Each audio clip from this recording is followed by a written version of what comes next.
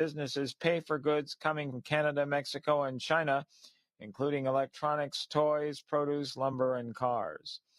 A New York doctor has been indicted for prescribing an abortifacient for a Louisiana patient. A New York doctor has been indicted by a Louisiana grand jury for allegedly prescribing an abortion pill online. The Deep South state has one of the strictest near-total abortion bans in the country. Dr. Margaret Carpenter and her company Nightingale Medical were charged with a felony charge of criminal abortion by means of abortion-inducing drugs. The case appears to be the first instance of criminal charges against a doctor accused of sending abortion pills to another state since the U.S. Supreme Court overturned Roe v. Wade in 2022. I'm Lisa Dwyer. Investigators announced that the black box from the Army Black Hawk helicopter that collided with a commercial jetliner has been recovered. They're reviewing the flight data recorder along with two from the plane as they probe the cause of the devastating crash. On Wall Street, the Dow down by 337 points. More on these stories at townhall.com. A new president is sworn in. America's greatness is being restored. And there's breaking news every minute. Now, tens of millions of Americans are turning off Fox and CNN and tuning in to Newsmax for the breaking information they really need to know.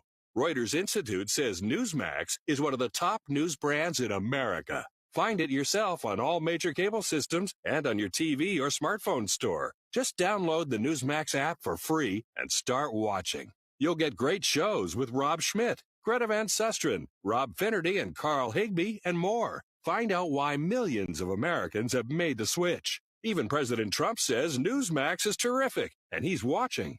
So make the switch to Newsmax. Check us out on cable and satellite TV, or download the Newsmax app today. Watch us anytime, anywhere. Remember, Newsmax is real news for real people. It's the 5th anniversary of Brexit. People and businesses are still wrestling with the economic, social and cultural aftershocks of a decision that divided the country. For businesses, Brexit has meant new red tape, costs and delays to trading with the 27 EU countries. Brexit supporters argue that short-term pain will be offset by Britain's new freedom to strike trade deals around the world, though so far they have had only a minor impact. British Prime Minister Keir Starmer has promised to reset relations with the EU after years of acrimony. Karen Shamas, London. An information technology expert for decades assumed the identity of another man so convincingly that his victim was forcibly medicated and jailed for identity theft himself. The identity thief, Matthew David Kierans, was sentenced Friday to 12 years in prison. News and analysis at townhall.com. A food bank lands tons of top-grade salmon, but it comes with a catch. The Food Bank of Central New York was offered more than 40,000 pounds of salmon, but the fish were still in the water at local Coho, an indoor fish farm that was shutting down. So volunteers had to go in with nets and catch about 13,000 salmon, says farm manager Adam Kramarzik. It's a lot of fish to do something with, right? We didn't want it to go to waste, go into a dumpster or something like that. The salmon goes to 243 food pantries and other institutions in the food bank's network. Julie Walker, New York. A man who launched a drone from the top of a parking structure and lost sight of it has agreed to plead guilty to unsafely operating a drone after it left a gaping hole in the wing of a firefighting aircraft during the deadly Palisades fire in Los Angeles. The Justice Department said Peter Tripp Aikman reached a plea agreement. More at townhall.com.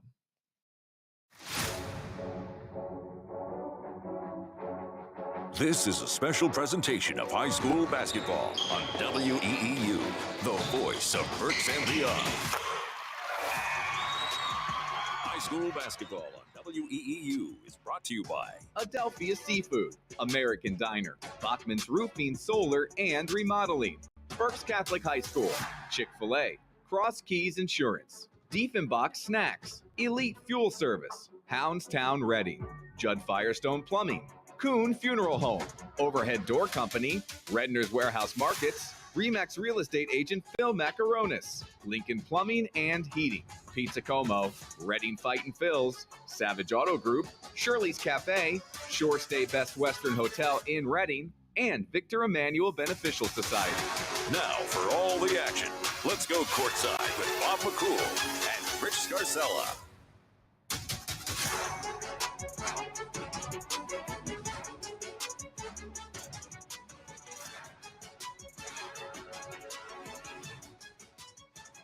WE's coverage of Burke County High School basketball continues as we head down the home stretch of the regular season tonight. We are up against a big matchup in Division. Bulldogs have punched their ticket into the postseason. They're 16-4 overall, and they are 7-3 in the division. The only question now is where ultimately they will finish in both the Berks County seedings and the District 3 seedings, for that matter. Red Knights, on the other hand, in a very different scenario. They are 9-11 overall and 5-5 in the county in the Division 1, and pretty much out of the county playoff picture, but still on the outside looking in at the District 3 playoffs. So the Red Knights, with their back up against the wall, taking on their arch rival on the basketball floor, the Wilson Bulldogs, and that is our matchup. High school basketball is presented to you by Savage Auto Group, and it's live not only here on 8:30 a.m. WEEU on the radio, but if you haven't seen it yet, please check it out. Our free video broadcast, our video stream is available at 8:30 WEEU Sports on YouTube. Check it out if you haven't, and make sure others know about it as well. It's high school basketball presented by Savage Auto Group. We'll take a timeout back to the Geico Complex in Reading with our pregame show after this. Shop, earn, and save with the Redner's Rewards Program. Purchase select items at Redner's and unlock big savings on groceries and fuel. Redeem your points in-store and fill your shopping cart with fantastic deals like buy 3, get the 4th free. Save on fuel, too. Enjoy discounts at Redner's Quick Stop, Speedway, and many other locations. Get 5 cents off per gallon for every $50 spent. Plus, discover tons of special offers, digital deals, and surprise savings available to rewards customers. Start saving today. Sign up at the store or online at rednersmarkets.com. Hi, I am Molly McFadden. I'm a senior at Berks Catholic High School. I'm a member of St. Ignatius Church in Sticky Spring. God is the center of everything we do at Berks Catholic. There are so many ways for us to experience Jesus at BC. Through Holy Mass, service projects, retreats, theology class, and faith-based clubs and activities, we strive to be the best we can every day to help ourselves and others get to heaven. Come be a part of something amazing. For more information or to schedule a shadow day, please visit berkscatholic.org. And it's always a great day to be a saint. Hi, I'm Mike Kuhn with Kuhn Funeral Homes. Since 1937, our family has been committed to serving our community. We now have 3 active generations, as I have the honor of working with my father and son. With 5 convenient locations to serve our neighbors, Kuhn Funeral Homes continues to dedicate our family to your family. Thank you for believing in us, and we promise to always be there for you. It seems like the cost of everything is on the rise, but Erie Insurance can help make sure your auto insurance premium isn't one of them. Avoid rate increases with Erie Rate Lock. Even if you have a claim, your rates won't go up until you change a car, driver, or address. Your Erie agent is Cross Keys Insurance. Get a quote today at crosskeysins.com. Erie Rate Lock is not available in all states. Other conditions and limitations at erieinsurance.com. Go to erieinsurance.com for company licensure and product details. Welcome back to Reading High School alongside Rich Garcella. My name is Bob McCool. Again, tonight it is Wilson and Reading in the penultimate game on our regular season schedule. We will finish it up on Tuesday when the regular season comes to an end, but our coverage is far from over. But tonight it is the Bulldogs and the Red Knights. As we said in the open, Wilson is 16-4 overall and now 7-3 in the division. Right now they are in second place in Division 1 behind Berks Catholic and a game ahead of Muhlenberg and Governor Mifflin. And that is noteworthy on a couple of occasions, and most importantly, because the Bulldogs are coming off a tough loss on a Monday night against Governor Mifflin, on Tuesday night against Governor Mifflin when they lost in overtime, 65-59, a double overtime loss. And so we'll see how the Bulldogs, Rich, can respond to that double overtime loss. It just puts them, again, they're in it. It's just a matter of where they are in the seedings-wise, but it also puts them behind the 8 ball in terms of winning the division outright. Yeah, I think Wilson is more concerned about the seedings for the Berks playoffs and the District 3 playoffs. Right now, as you mentioned, Bob, they're second in the division, and they're second behind Berks Catholic in the power ratings within the county. They're also third in District 3. They don't have a chance to catch the number 1 seed, Central York, but they do have a chance to finish as the number 2 seed. And I think the Bulldogs, they also want to play better than they did against Governor Mifflin. The Mustangs pulled off a 65-59 win in double overtime on Tuesday night. Wilson had won 9 straight before dropping 2 of its last 3, and we had them in a really tight loss, 2-point loss to Berks Catholic about a week and a half ago. So I think Matt Coldren, their longtime coach, wants to get the Bulldogs back on the winning track, wants to build some momentum for the postseason. Yeah, and I think the bigger one of the main problems, and Matt Coldren's always talking about the defensive side, and it's got to be on the defensive side of what we did right and what we did wrong defensively. But then the flip side of that, when you look at the score against Governor Mifflin, it was 65-59, but that's the double overtime part. It was in the mid-40s in regulation. And then you go back to the game before that, as Rich said, against Berks Catholic, and they ended up with 49 points in that game. And so, yeah, Wilson traditionally has been a team that controls the pace of the game. But this is a team, and Matt Coldren has had teams that he wants to get up and down the floor, and he is much more comfortable. And they are better when they're they're averaging 59 points a game. In the mid-40s is a tough way to win on a consistent basis, no matter how good you are defensively. Right, and I think what happened Tuesday night at Westlawn is Wilson, which hasn't been a good free throw shooting team all year, made just 19 of 33 free throws. Right. And Matt, in our pregame talk with him earlier tonight, that was the first thing he mentioned, that we just didn't make free throws, and they struggled against at the line. Maddox Gruber was 8 for 10 against Mustangs, but everybody else was 11 for 23. So that's not good. He wants some improvement there. I mean, I don't know if you just turn on a switch and make it better, but that's a really big point. It's a big factor tonight. Can be a big factor tonight is the foul shooting, because I expect this to be a very tight game. Wilson wants to build some momentum going into the playoffs.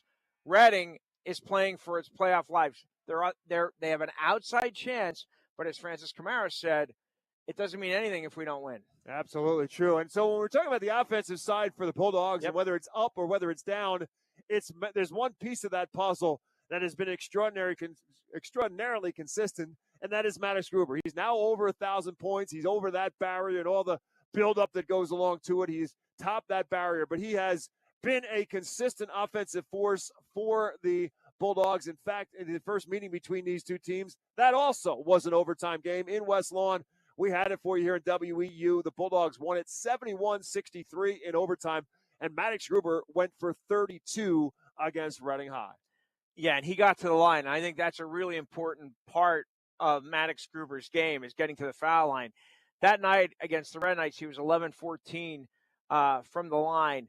And if you look down the individual games for Wilson, when Maddox Gruber gets to the line, it didn't happen Tuesday night against Mifflin, but when he gets to the line 8, 9, 10 times, Wilson almost always wins. That's going to be a big factor.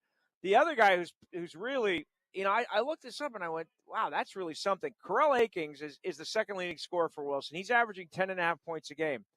He's had 15 straight games between 9 and 14 points. Matt Coldren told us he's shooting the ball extremely well.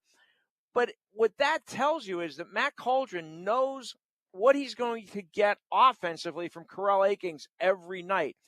The problem has been not Maddox offensively, Maddox Gruber or Corell Akings, it's the rest of the supporting cast. At times they've been good. Luke Levan had a season-high 12 points against Reading in December, but they've been inconsistent.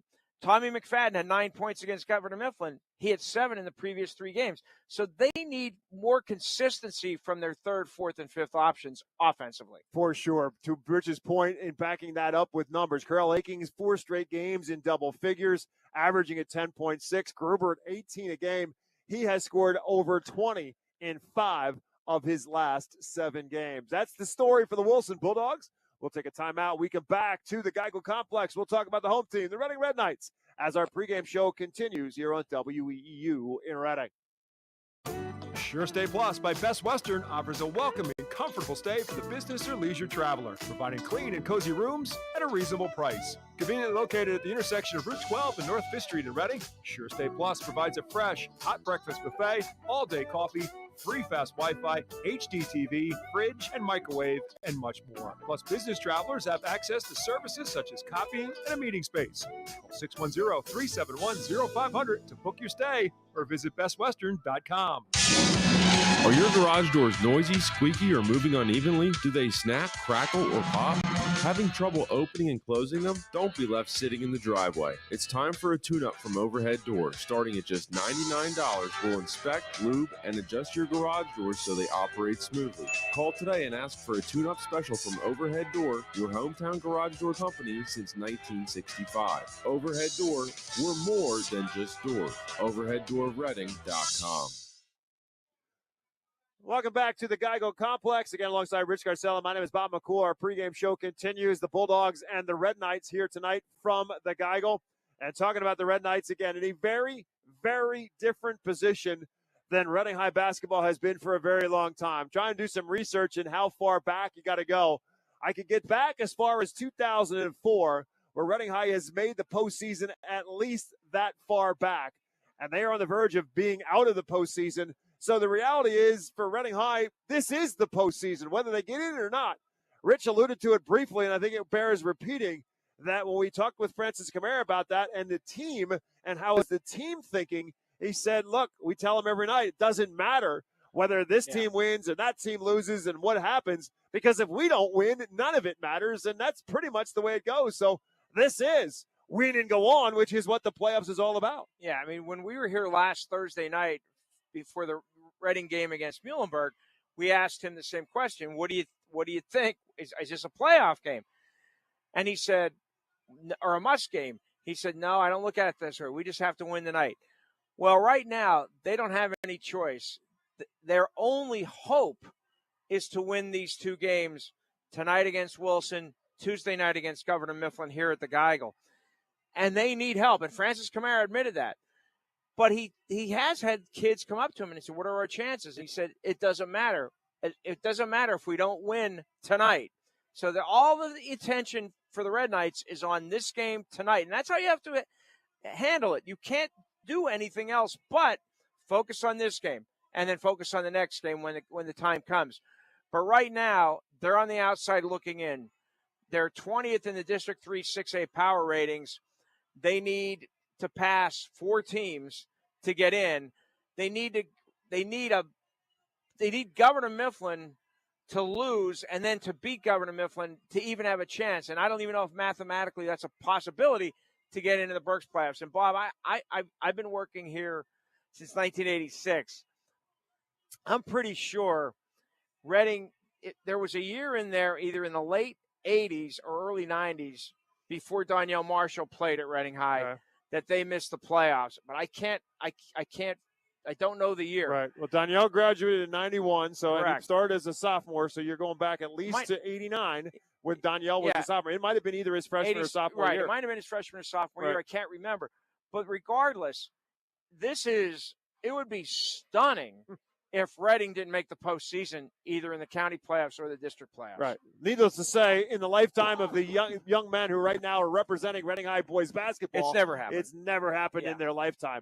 And so it becomes, as we said, and it's been pretty much a playoff-like week for the Red Knights, and we had them on Monday night when they took on Berks Catholic. They had the Saints beat on the Saints' home floor, but ultimately Berks Catholic won it out in the end, and Reading High falls to Berks Catholic in that game 62-59. And we said it then, and we still wondered how would they respond on Wednesday night when they had to go right back at it, and they had to go on the road against an Exeter team that has already also punched its ticket into the postseason. What did they do? They went to Rifton, and they won by 25. So I would say that Reading High responded quite well to that loss on Monday. Well, what we saw, what we've seen from Reading the last 2 games we've had them is they've been playing good defense. I know they gave up 80 points to Muhlenberg, but there were a lot of fouls called in that game. It was the officials called a consistent game. They just called it very tight. But Reading has played really good defense the last 3 games. And Francis Camara pointed that out against Exeter. They jumped all over the Eagles. Blake Adams, their transfer from Nativity, 6'8" center, had at least 4 or 5 blocks in the first half against the Eagles. And we saw them against Red Knights against Berks Catholic Monday night. Reading played a terrific game defensively. Yeah, Khalil Samuel did as good a job as anybody that we've seen against Kingston McCoy, kept the Berks Catholic Juniors scoreless in the first half. Kingston McCoy got rolling in the second half. I think he finished with 14. But defensively, the Red Knights limited Berks Catholic's open looks other than Gavin Welker in the second quarter from three-point range. Defensive, they're going to need that kind of defensive performance tonight, particularly against Maddox Gruber, who scored 32 against them in December. And then the other piece of the puzzle, and why again, I go back to the post-game interview that Rich did with Snip Esley, and which Snip said, I can tell you this much, I wouldn't want to play Reading in the playoffs. I don't think anybody wants to. And that's exactly right.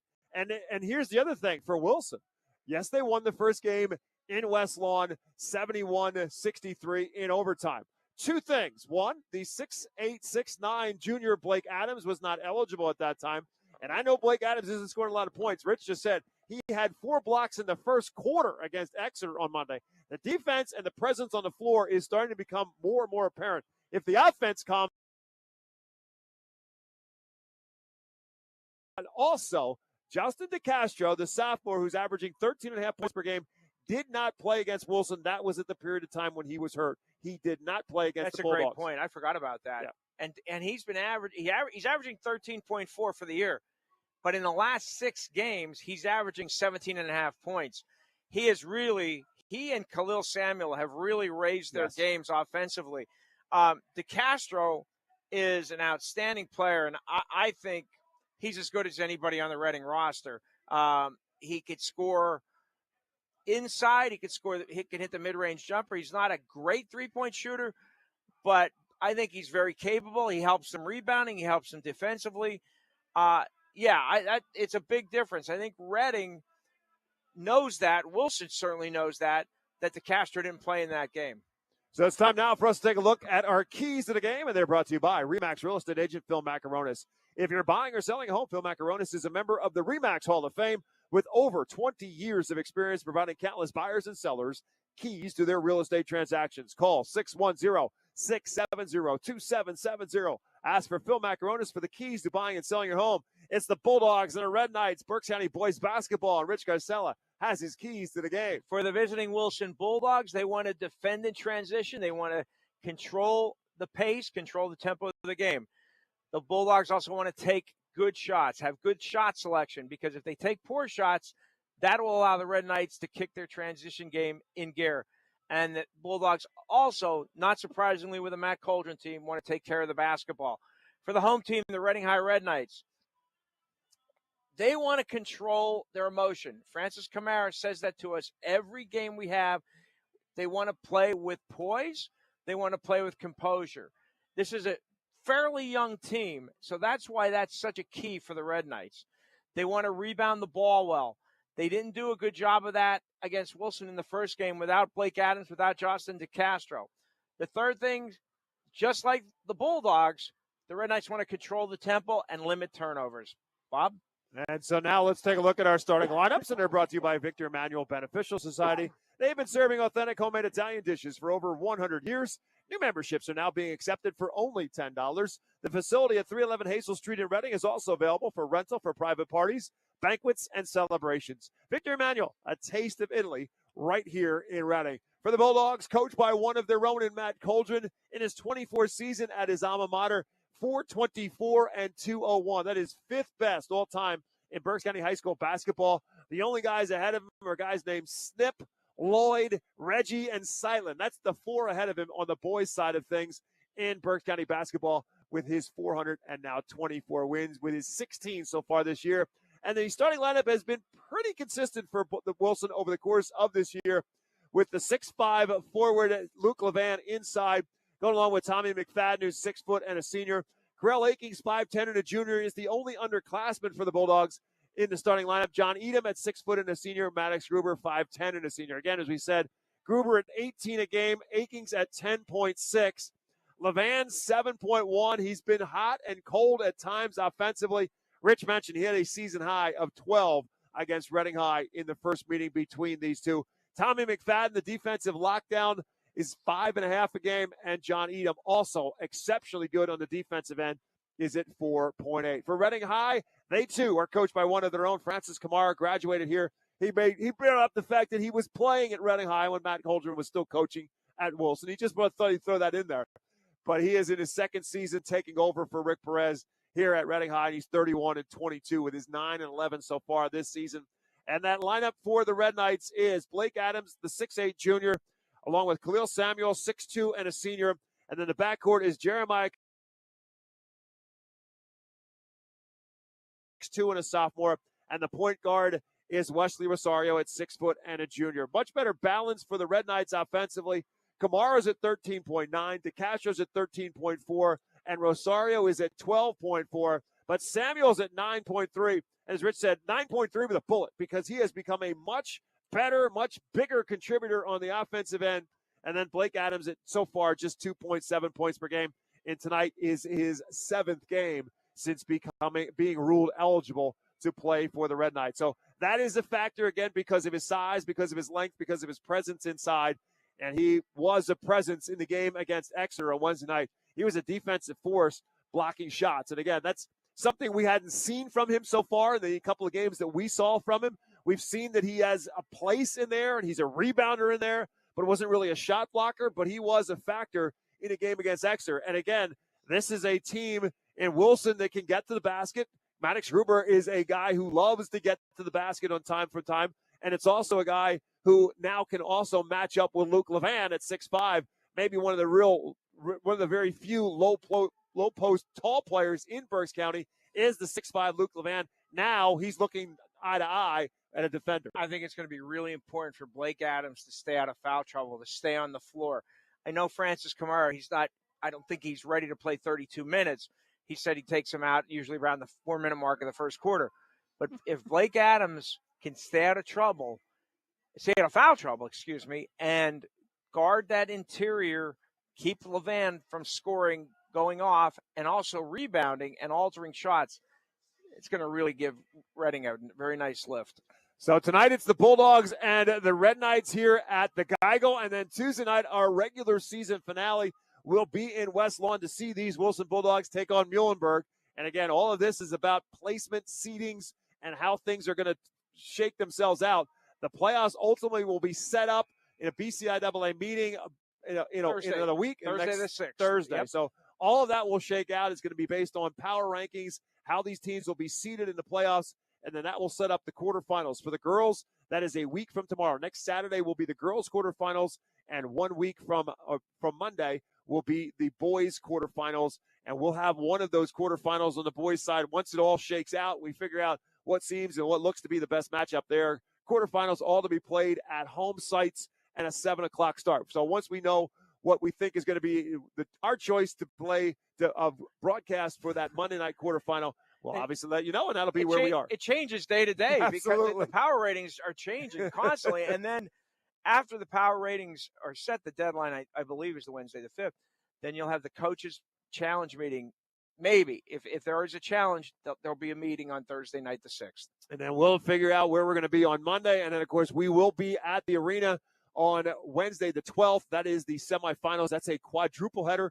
2 girls semifinals, 2 boys semifinals. We'll have all of that coverage. What the order of those games is a long way from being figured out, but we'll have them for you as well. And then, of course, the 2 county championship games on Friday, February 14th. We'll have both the girls and the boys county championship, and that is all coming your way. It is the Wilson Bulldogs, the Reading Red Knights tonight here on WE. Don't forget, after tonight's game is over with and our coverage is complete here at Reading High School, the Scoreboard Show will roll itself out again tonight. And back in the WE studios, Jeff Nolan, Matt Knob will run down everything else that's going on around Berks County and all the games, because the girls' games obviously are rolling towards their conclusion as well. And Alexis Hardy, the outstanding athlete and player and starting point guard for the Wyomissing Spartans, will join the guys on the Scoreboard Show. And Mike Green, who's got himself a game tonight against Tulpahawken, if they win that, they will clinch Division 4. And Mike Green will join the guys as well on the Scoreboard Show following our coverage here at the Geigle. That's where we're coming next. We'll take a timeout. We get back. It is tip-off time. Wilson and Reading High after this on WEEU in Reading. They say dogs are man's best friend, so they deserve the very best. Houndstown in Reading is a full-service dog daycare and boarding facility with spacious rooms, quality grooming, and plenty of room for fun. While you're away, the dogs will play. Houndstown has all the enrichment your pet needs for their physical and social health. They offer a variety of spa services like baths, nail trimming, toothbrushing, and dematting. Give Fido the finest at Houndstown, 610-947-1441, or visit houndstownreading.com. Ahoy! Adelphia Seafood is your neighborhood market for the freshest seafood around, with locations in West Lawn, Fairgrounds Market, and Pottsville. They offer a range of delicious options from crab cakes, clams, fresh organic salmon, and succulent shrimp, as well as convenient take-home dinners and more. For more information or to place an order, visit adelphiaseafood.com or just call one of their stores. Enjoy top-quality seafood and exceptional service right in your community at Adelphia Seafood.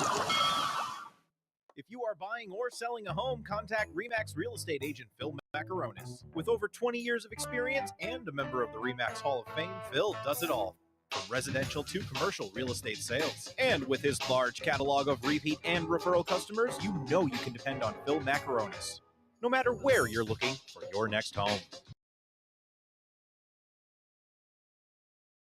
Directly anytime at 610-858-4555. Looking for a game-winning play for your next tailgate or get-together? Score big this season with trays from Chick-fil-A. Delicious chicken nuggets and chicken strips, fruits and garden salads, chocolate chunk cookies, and their delicious mac and cheese. Make a play with Chick-fil-A and you'll be a winner every time. Visit Chick-fil-A at Broadcasting Square, 5th Street Highway, and Exeter Commons. Chick-fil-A voted America's favorite fast food restaurant.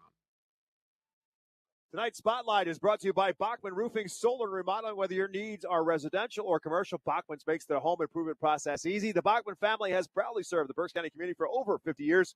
Tonight, we turn the spotlight on Reading High senior Khalil Samuel playing in his second to last home game. Again, the Red Knights will be here on Tuesday for their senior night against Governor Mifflin.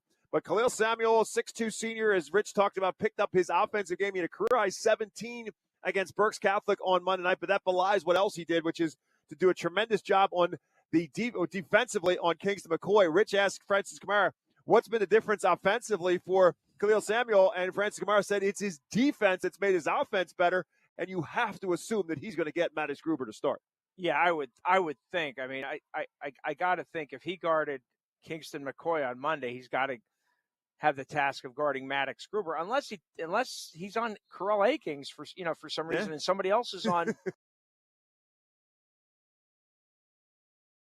And underway, and the Red Knights in their visiting red will control the basketball. Our three-man officiating crew, Adonis Fleming, Tim Negrini, and Dave Ulrich on the whistles, as the Bulldogs in their visiting red and white uniforms control the basketball.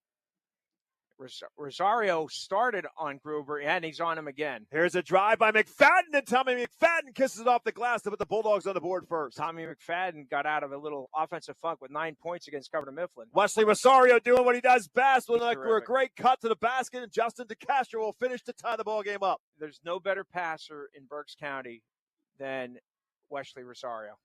DeCastro, as we said, at 13.4 points per game, did not play in the first. Here's Gruber on a catch with a quick turnaround jumper. No, Adams pulls down the rebound, and DeCastro and the Red Knights want to push. DeCastro has to kind of gather, wait, and now reset in the hands of Jeremiah Kamara. The sophomores playing catch with each other out front. Pass to the corner for Samuel. Step back for three. Way off the mark. Tipped out of bounds. Last touch by Luke Levan. Fending off Blake Adams on the offensive glass, and the Red Knights will inbound underneath. So it's Rosario, Samuel, Kamara, Adams, and DeCastro, the five who start. Only one senior and Samuel in the starting lineup for Francis Kamara. And again, the ball's tipped out of bounds by the Bulldogs. Yeah, not surprisingly, Tommy McFadden has opened up against Wesley Rosario and Carell Akings against Jeremiah Kamara. Samuel kicks it back to Kamara outside. Both Red Knights showing patience in their second possession, looking for their first lead in a 2-2 tie. Rosario now has it. hesitates on the three, drives on Edom. Great help by Levan defensively to get a piece of it. Ball is tipped out of bounds. They're going to say this time it's last touch by Reading High. The Bulldogs will take possession. Yeah, really nice weak side help by Luke Levan with the block. Rosario had a step on John Edom, but couldn't finish because of Luke Levan. So it's 6:36 now left to go in the first quarter. The Bulldogs get it back. Again, it's McFadden, Akings, Edom, Levan, and Gruber. Unlike the Red Knights, who have just one senior in it, the Bulldogs have just one underclassman. And here's a turnover. Akings pass too low and off the foot of McFadden. Turnover, Bulldogs. Yeah, McFadden was open, too, on a nice cut. Had an open path to the basket, but the pass wasn't there. Here's DeCastro trying to get by the defense of Edom. Edom, a very good defender as well. And now Rosario has it on the right wing. Fake by Kamara, frees himself up for a three. No. Ball is tipped around and controlled by Maddox Gruber. Gruber with his head up, looking for the outlet pass for Akings, but the Red Knights get back, so Gruber will take it himself. 2 minutes in, we're tied at 2-2. Levan on the post up against Adams, kicks it back for Gruber on the left wing. Now Levan sets the screen and roll back to Levan. Good help defensively by Kamara. McFadden sees an opening, drives, and draws the foul. Tommy McFadden, so far, we've seen him. He's been a little bit reluctant to go to the basket or to just be aggressive offensively. Not so tonight. He's already scored a basket, and that time went to the basket hard. Time and time again over the last 2 seasons, Matt Coldren has told us that Tommy McFadden can be a offensive force. Yep. I just have to keep pushing him to be an offensive force. He had his career high, by the way, last year in the county championship game against the Red Knights with 12.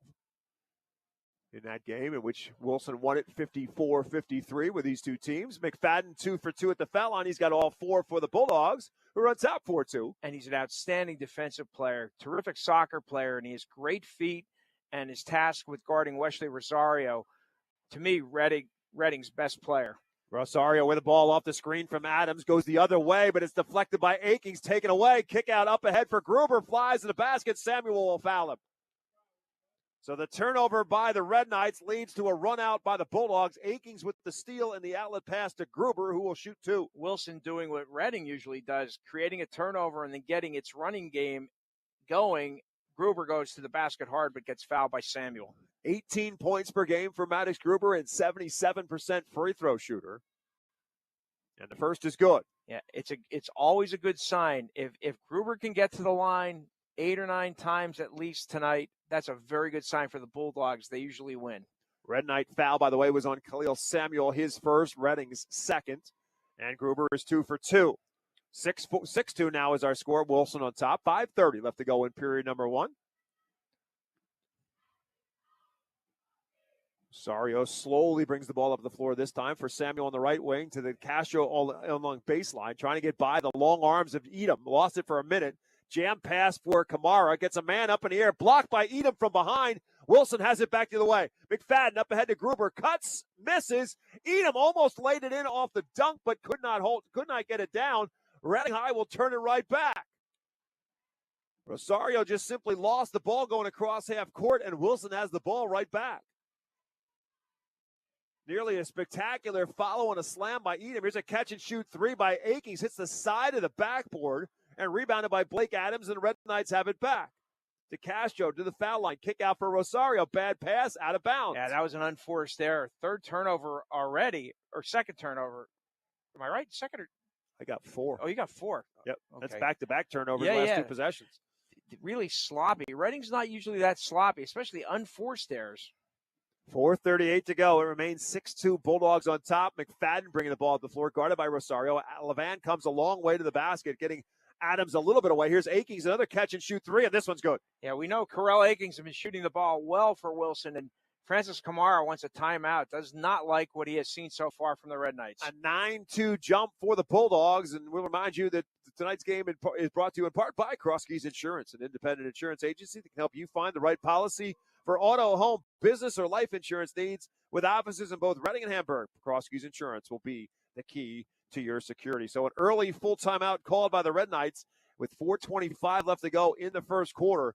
But as we just talked about, it's the turnovers for Reading High that have crossed them up in the last couple of possessions and unforced errors at that. Wesley Rosario just simply lost the handle on the basketball, dribbling up the floor, and then a bad pass from DeCastro all threw it away from Rosario to the point where he couldn't catch it and out of bounds. Unforced errors by Reading High, and the Bulldogs have taken advantage. Yeah, you usually don't see that, especially out front, where it was just a pass from one guard to another, and it was error. It wasn't close. Rosario couldn't handle it. And then you take the other side of it, which is Carell Akings, who takes his first three from the corner, hits the side of the backboard, takes his second three, and is nothing but net. Yeah, I mean, Wilson's off to a really good start. The games we've seen them, Bob, they haven't gotten off to good starts. I think we've had them 3 other games, or maybe, and they usually get off to a slow start. But here they are, up 9-2 in the first 3.5 minutes. By the way, the three by Akings, his 32nd. The Bulldogs have 113 threes now in here. Here's Rosario taking matters into his own hands. Right by and right at McFadden for 2. Yeah, he went past McFadden, and then then Levan was there to help, and he went up and over him for the deuce. Here's Cam Zulinger in the game for the Bulldogs at the start after the timeout. Wide open in the corner, but missed a 3. Red Knights have it back. Kamara off the Adams screen to the foul line. Off-balance shot, not there, but he's fouled. This one will be on Gruber, and to put Jeremiah Kamara at the free throw line to shoot 2 for Reading High. So Zulinger, the lone change at the timeout. Zulinger in and John Edom out for Wilson. As Jeremiah Kamara's at the free throw line shooting 2 for the Red Knights, and he makes the first. He's a 76% free throw shooter. The Red Knights are excellent at the free throw line. They're 72% at the stripe. In comparison to Bulldogs, who are 62%. Yeah, not a good free throw percentage for the Bulldogs. And if this comes down to a close game, Reading would have an advantage at the line. Wilson just 19 for 33 Tuesday night against Governor Mifflin in that double overtime loss. Sophomore Michael Glover just checks into the game now for the Bulldogs as Kamara makes them both. Glover, the 6'3", 220. He's more than that. front forward, he sure is. Tight end / defensive end / power forward for the Wilson Bulldogs. And after the 2 for 2 at the free throw line by Jeremiah Kamara, it's now a 9-6 game. 4 straight now for the Red Knights after their timeout. 3:30 left to go in the first quarter. Zulinger, McFadden, Gruber around the perimeter. Here's Gruber, tough shot over Xavier Beatty. He's also on the floor for the Red Knights. Misses. Away from the basket, and it's going to be a 3-second violation against Wilson. You rarely see that call these days. I believe it in the direction of where he was standing. It was Michael Glover who was setting up shop in the paint, and it cost the Bulldogs, who had an open three-point look from Carell Akings, but the whistle stopped the play, and the Red Knights now on a 4-0 run have it back. Chance to cut into what is now a 3-point deficit. So it's also into the game for Reading High is Nelson Malave, and a great move. DeCastro inside missed it. Ball is tipped around, is loose on the field, on the floor, and Malave picks it up. The Red Knights get another look. Great pick and roll by Reading. DeCastro just missed the open layup. Inside of 3 minutes left to go in the first. Here's Rosario on the drive, forces his way in, and rolls it in for 2. Yeah, I know I asked Francis Camara before the game if he felt like Wesley Rosario got enough touches in the second half against Berks Catholic Monday night. He said he did. I didn't think so. I thought everything. I still think everything offensively starts with Wesley Rosario. He's got 4. The Red Knights run continues. Maddox Gruber drives to try to change that, misses it. Beatty with a rebound, outlet pass up ahead for Kamara. One more for DeCastro in the layup. Great pass. Great unselfish pass by Jeremiah Kamara to the cutting DeCastro, and Wilson calls a timeout. As the Red Knights have taken the lead at 10-9 following Reading's timeout, the Red Knights on an 8-0 run, and they lead it now 10-9 with 2:26 left to go in the first quarter, forcing the Bulldogs to call a 30-second timeout. So a tremendous change of fortune. Francis Kamara's timeout changes the landscape of this basketball game in the blink of an eye as the Red Knights turn it on. Rosario in the middle of it all, and that one was Beatty to Kamara to DeCastro for the layup and the lead for the Red Knights. Yeah, really nice ball movement. Unselfishness by the Red Knights results in an open layup. So it's Bulldog basketball now after the timeout. And John Edom back on the floor now for Wilson as McFadden has the basketball along with Gruber, Glover, and Cam Zulinger, the 5 out there right now for Wilson. Gruber between the circles gives it up on the left wing for Zulinger. Inside for Glover. Catch and turnaround jumper, no, and a foul, I believe, on Xavier Beatty. Interesting call. the referee under the basket didn't make that call. The referee in front of the Reading bench did. There might have been some contact there with Glover, but Glover struggled from the line Tuesday night, went 1 for 6 against the Stangs. Foul on Beatty is his first, Reading's third, and Glover does indeed miss the first, just a 55% free throw shooter on the season. Again, sophomore who was selected as an all-state tight end and supposedly, allegedly, had a little visit to a place up northwest that Rich Garcella is familiar with in recent days. Yeah, he had a junior day visit to Penn State. So, I'm sure he's going to get a lot of attention football-wise. It's a good place to be if you want to be a Penn State tight end. Yeah, it sure is. Red Knights have it back. There's Rosario with a zip pass inside to Beatty. Glover makes him change his position, gives it back to Rosario, who dumps it back and a foul. Yeah, it's going to be a foul on the pass on maybe Glover or Zulinger. I'm not sure which.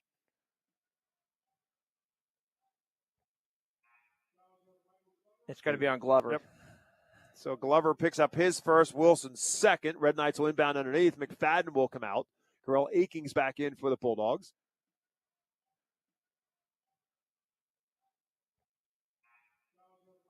It's going to be on Glover. Yep.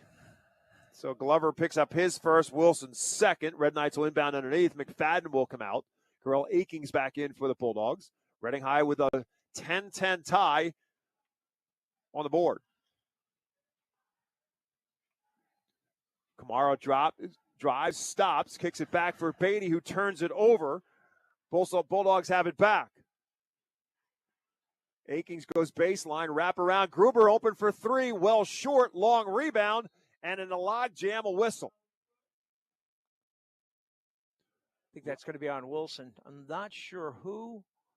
John Edom seems to be voicing his displeasure, so I'm going to assume on that, and that's who the call is against. Yes. His first, team's third, Red Knight basketball. 1:36 left to go now in quarter number one. What once was a 9-2 Wilson lead is now a 10-10 tie. Red Knights with the basketball. In the hands of Rosario. Off the Beatty screen, goes the other way, spins, and up and fouled. Especially Rosario will pick himself up. He'll head to the free throw line and shoot two. And I think this one's going to be on Glover as well. It is, and that's number 2 on Glover, team fourth. Luke Levan is at the scorer's table. I think was at the scorer's table before that whistle. Yeah. And he's definitely coming in now with Glover picking up 2 with Rosario at the stripe. And he makes the first. Wesley's an outstanding free throw shooter. 82% on the season. One of the best in the county from the line.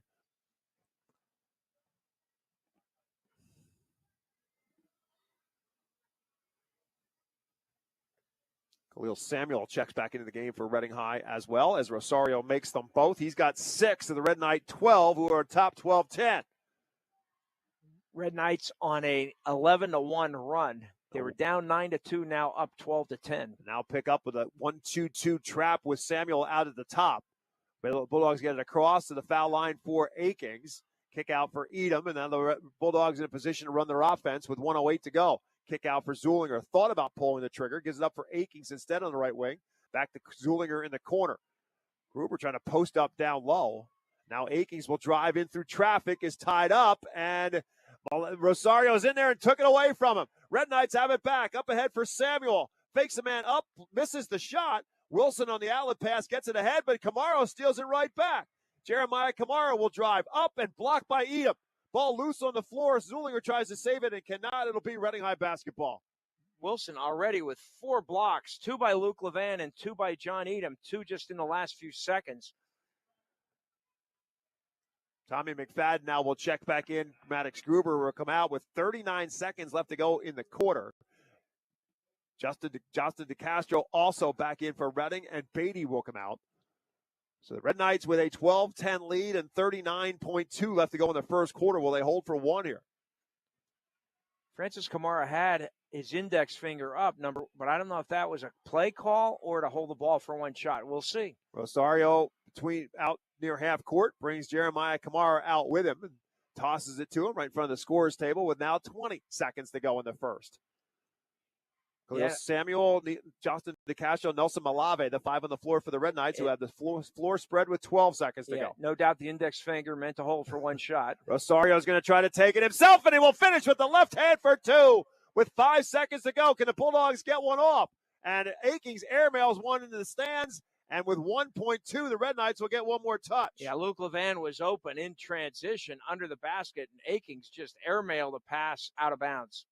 So Wesley Rosario taking matters into his own hands. He'll inbound for Malave. Three-quarter court, good if it goes. It's over the backboard, and that will end the first.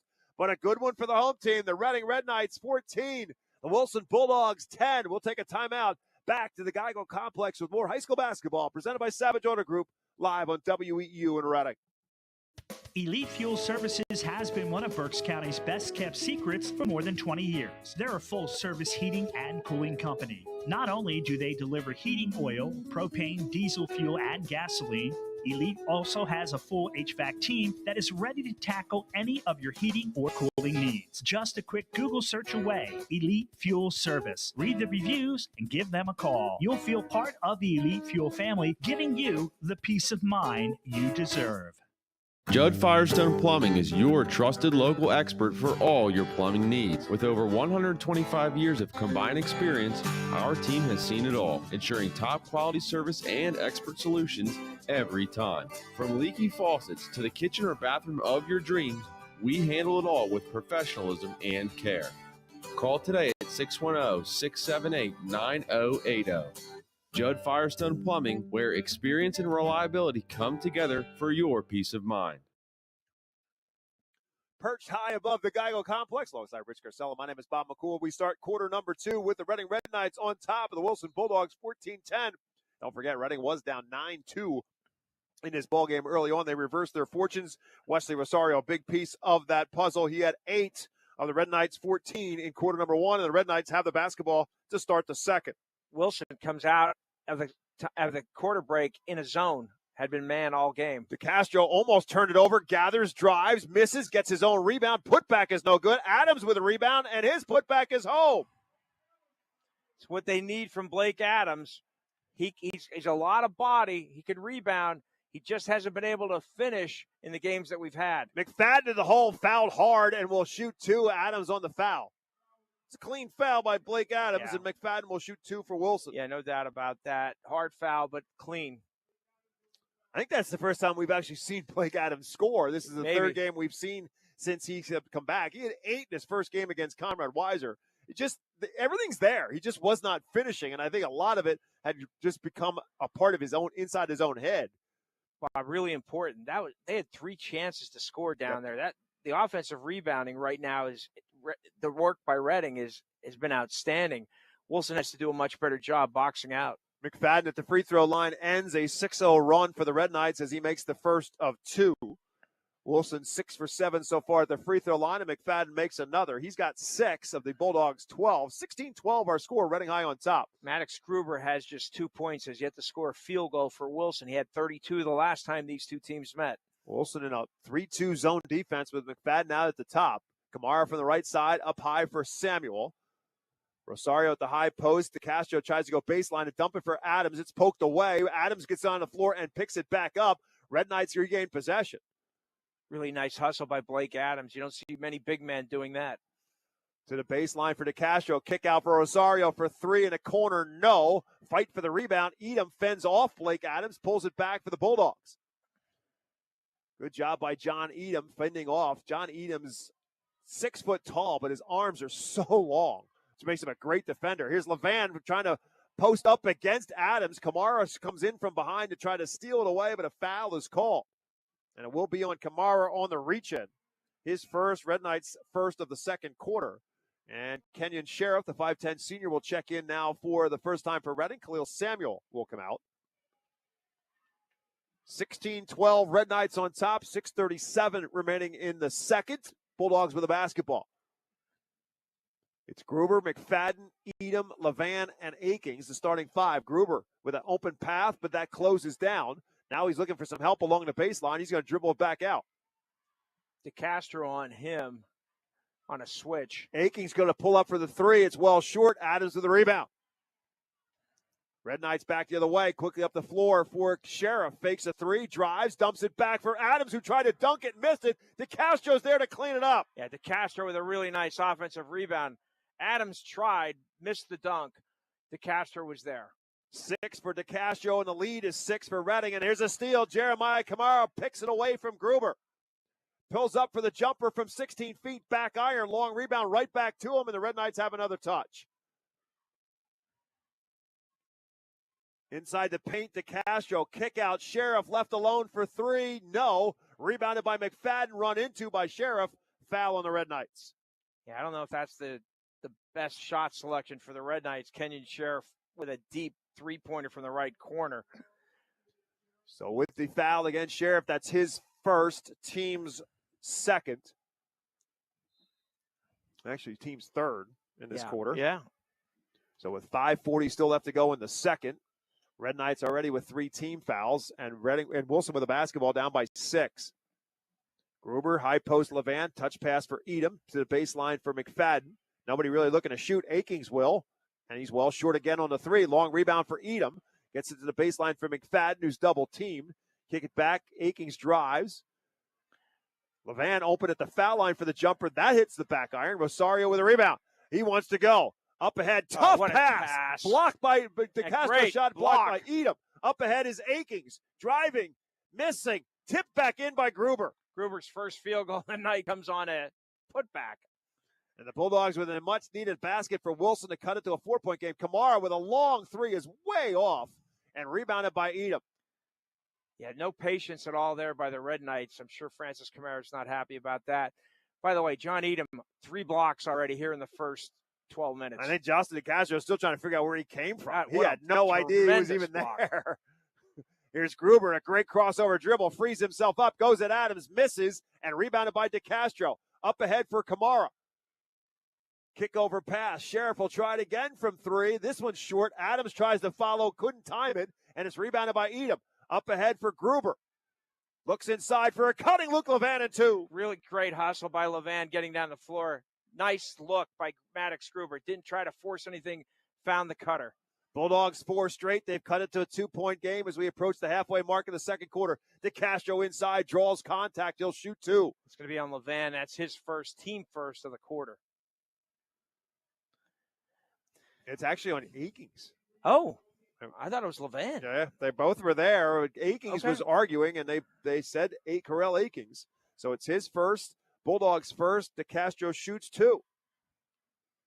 His first trip to the free throw line tonight. He's an 80% free throw shooter.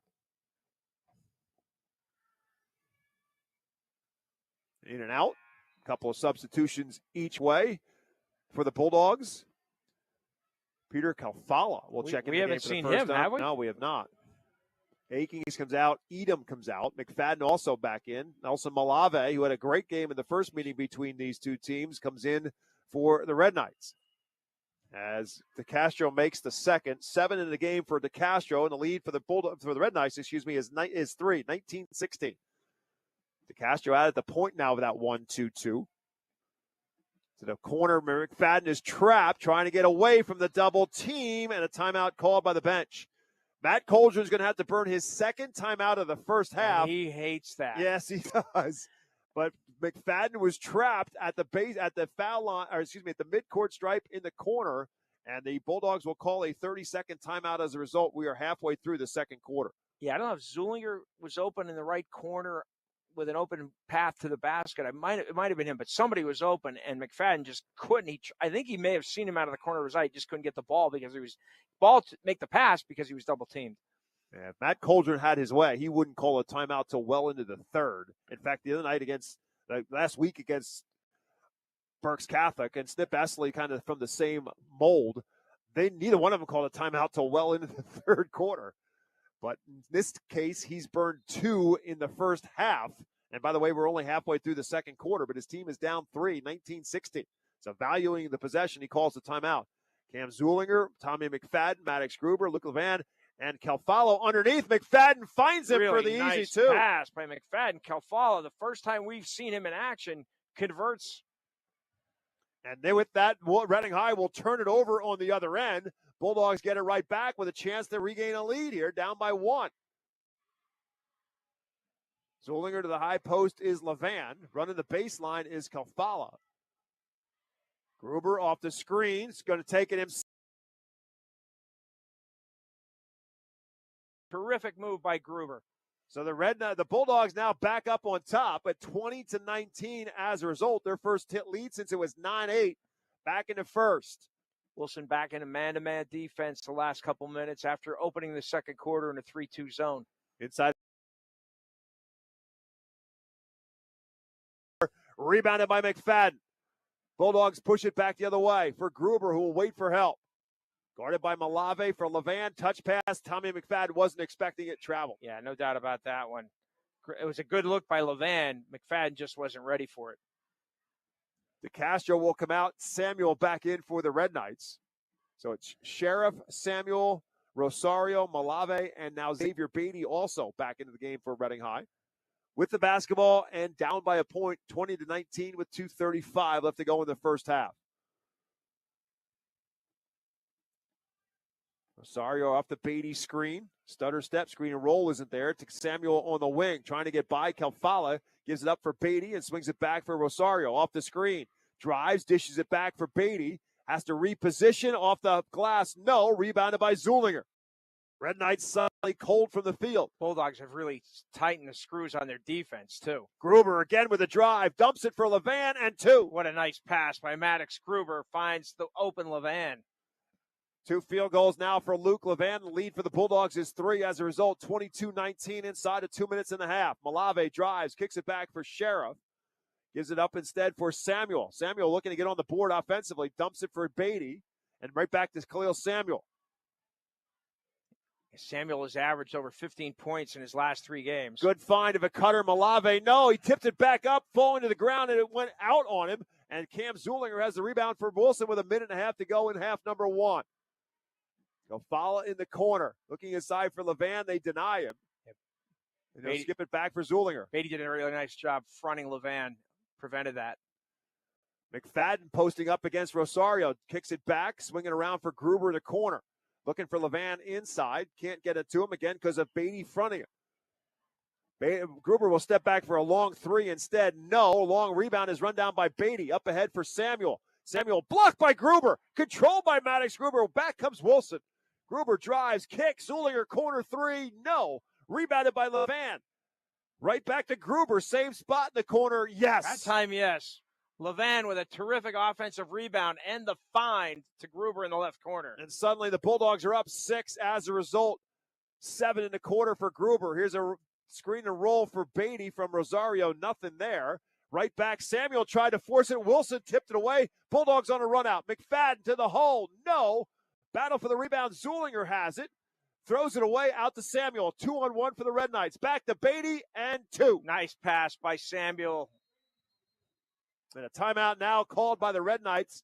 Francis Kamara calls a 30-second timeout with 22.5 left to go in the half. And his team down 4. The Red Knights will call their second timeout. Wilson, the last 3.5 minutes, has really tightened its defense, especially after the switch from the zone to the man. Everything is contested. Everything Reading has tried has been contested, except that fast break layup right there at the end. So Xavier Beatty with the bucket, his first field goal to pull the Red Knights to within 4, 25-21. Great job on the 2-on-1 by Khalil Samuel and Xavier Beatty.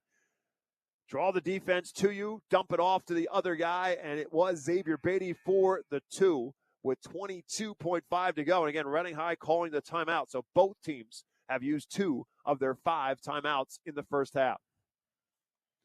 Wilson will get the basketball, and Reading was going to pick them up full court now, man-to-man. Zulinger comes get it. Now they'll trap him. He gives it up for Edom across half court to Akings, who will drive right at the bucket, and they're going to wave it off. Offensive foul on Karel Akings. So that's going to be his second personal. Nelson Malave with the take. Reading did a really good job against Exeter doing that, drawing the charge. That's Akings' second, team second. Now Francis Kamara is going to get some more offense on the floor with 15.8 and the ball back, and they'll bring Justin DeCastro back in. So it's Malave, DeCastro, Rosario, Kamara, and Samuel. And now into the game for Wilson comes Henry Michelle. 6-foot senior will come in. Gruber with the 2 fouls will come out. Or excuse me, with the 1 foul will come out. Rosario across half court, guarded by McFadden with 10 on the clock. Red Knights trail by 4 as we close towards halftime. DeCastro goes by Zulinger, gets a man up in the air, shoots and misses, and foul. The foul will be on Kelfala. Yeah, no doubt about that. DeCastro got him off his feet. So DeCastro back at the stripe where he was 1 for 2 earlier in the quarter. We'll shoot 2 more here with 2.9 left. Now Matt Coldren's going to get some of his offense back on the floor with the chance for the Bulldogs to get a shot off before halftime as Ruber and Akings are at the scorer's table. And DeCastro misses the first. As you said, Bob, usually a really good free throw shooter. Just 1 for 3 so far. Let's see how quickly, if Wilson can get this rebound or get the make. They got 2.9 seconds to get down the floor. Second is good. 8 for DeCastro and a 3-point game at 25-22. McFadden will be the inbounder. Red Knights will pick up full court. Long pass, and it's intercepted by DeCastro. Can he get a shot off? He will not. And that will end the half, and it ends on a turnover for the Bulldogs, but they will head to the locker room with the lead on the road. After 2, the score, Wilson 25, Reading 22. We'll be back to the Geico Complex in Reading with our Lincoln Plumbing Heating halftime show right after this. Savage 61 Chrysler Dodge Jeep Ram is once again the #1 rated auto dealership in Pennsylvania. Thinking it's time to trade up for something newer? We offer the most insane trade-in values you'll find anywhere. Whether you're looking for a new or certified pre-owned vehicle, our dedicated team will make sure you drive away happy. Visit us today at savage61.com and see why we're Pennsylvania's top choice. Hi, I'm Bryce Gumby, a senior at Berks Catholic High School. One of my favorite things about my school is our strong community, which feels like a family. We love, care, and respect each other, much like my own family. We help each other live out our mission to lead productive lives of service and to reach heaven one day. Come be part of something great. The class of 2024 earned a record $24.66 million in college scholarships. Please visit berkscatholic.org. It's always a great day to be a Saint. This season, stick with everyone's favorite snack, Diefenbach's potato chips. Legend has it, Mark Diefenbach loved kettle-cooked chips so much, he turned his kitchen in Berks County into the ultimate snack factory. Now, 60 years later, we're still crafting our chips with the same passion and the finest ingredients, right where it all began. Diefenbach's potato chips, available in all your favorite flavors when you need that PA-crafted crunch. Ahoy! Adelphia Seafood is your neighborhood market for the freshest seafood around, with locations in West Lawn, Fairgrounds Market, and Pottsville. They offer a range of delicious options from crab cakes, clams, fresh organic salmon, and succulent shrimp, as well as convenient take-home dinners and more. For more information or to place an order, visit adelphiaseafood.com or just call one of their stores. Enjoy top-quality seafood and exceptional service right in your community at Adelphia Seafood. You're listening to 8:30 a.m. WEEU in Reading. It's our high school basketball game tonight. It's presented by Savage Auto Group. And it's now time for our halftime show brought to you by Lincoln Plumbing and Heating. When you need a plumber, get a good one. Locally owned and operated for over 50 years, Lincoln Plumbing has the experience to help from a leaky faucet to a whole bathroom remodel. Call 610-376-0863 for Lincoln Plumbing and Heating, as honest as their name. Well, through 2 quarters, the Wilson Reading and the great rivalry that it is in Berks County boys basketball has pretty much lived up to its billing, and both teams have controlled this game for different periods of time. Wilson controlled it early at a 9-2 jump for the Bulldogs, forced Francis Kamara to call an early timeout for the Red Knights, but it worked very, very well because Reading High responded with a 8-0 run and took their first lead at 10-9. They led it 14-10 after a quarter, pushed it to a 16-10 game, and then again at 18-12, but then the Bulldogs closed it right back to a 2-point game and eventually regained the lead at 20-19, and they lead it by 3 at the break, 25-22. Again, alongside Rich Garcella, my name is Bob McCool, and our basketball matchup tonight, one more left on our regular season schedule on Tuesday. We will be in the home of the Bulldogs on Tuesday in West Lawn as they take on Muhlenberg.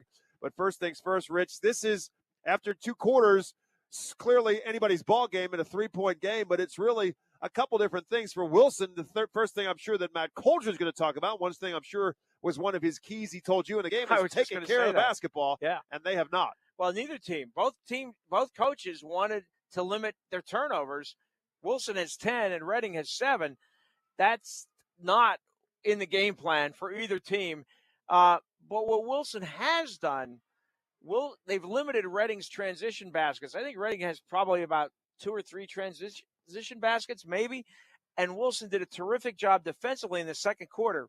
Reading was just 3 for 17 from the field, and the interior defense especially was effective. They were really helping whenever, whether it was Rosario, Camara, DeCastro, whenever they got in the lane, they really tightened their defense. And that's what allowed the Bulldogs to regain the lead at 25-22 here at halftime. Also getting Maddox Gruber going. He didn't score a field goal in the first quarter, had 2 twos and a 3 in the second quarter. I got to say, the defense from John Edom and Luke Levan. John Edom has 3 blocks. He hasn't scored, but he has 3 blocks. And that block was on DeCastro. Wow, he came out of nowhere. And Luke Levan also has 2 blocks. So, like you said, Bob, this game could go either way. It's a 3-point game. Both teams have a lot at stake. Reading probably more than Wilson. And one of the things that you talked about with Francis Camara in our pregame conversation was the game on Monday where we felt as if there were periods that Wesley Rosario didn't have the ball in his hands enough in the second half. I don't think there's any doubt about that. And Coach Camara said, well, the ball has to go through Wesley's hand, which is what our point was, that for periods of time it wasn't. We know it has to, but there just felt like there were periods of time where it was not. Wesley Rosario had 8 points in the first quarter. He had 0 in the second. I agree. I mean, he's got to get the ball to start the offense, period, because he's the best passer in Berks County. Let me just say that. But he's their distributor. He ignites their offense. It's not just by scoring. He's not a scorer. He's a distributor. He's a facilitator. And I think they did the same thing in the second quarter here tonight that they did in the second quarter at Wolf Gymnasium Monday night. They got away from that. And I think in the second quarter, and again, I think that's largely in part to the fact that Wilson went to a zone for a period of time, but Reading High became a jump shooting team. That's not what Reading High is good at. No. Wilson with their threes in the first, coming into this game, Wilson had twice as many threes made on the season as Reading High did. And Wilson's a good 3-point shooting team, but they're not a great 3-point shooting team. No, other than Gruber. Right. Other than Gruber, they're not a great 3-point shooting team. But they had 112. Reading High has only 56 threes in 20 basketball games. I'm not a math major, but I can tell you that's not a whole lot. And so the answer to that is they're not a 3-point shooting team. They're not an outside shooting team, which is why Matt Colgin would play man-to-man defense for 32 minutes every night if he could get away with it. But if you got a team that's not a good 3-point shooting team, they went to a zone for a reason, and the Red Knights fell into that trap of becoming an outside shooting team, and they missed them all. Yeah, that's not what they do best. They penetrate, they find the open man, or they're in transition and find the open man. We saw that a couple times, maybe 3 times. They had transition baskets in the first half, but they did get out of character again in the second quarter, just like they did against Berks Catholic. The one thing I want to say is, and I think it's really something to note, and he didn't play the last 4 minutes of the second quarter, Blake Adams. Blake Adams and Luke Levan for Wilson, both, you've heard it, they're not physical enough.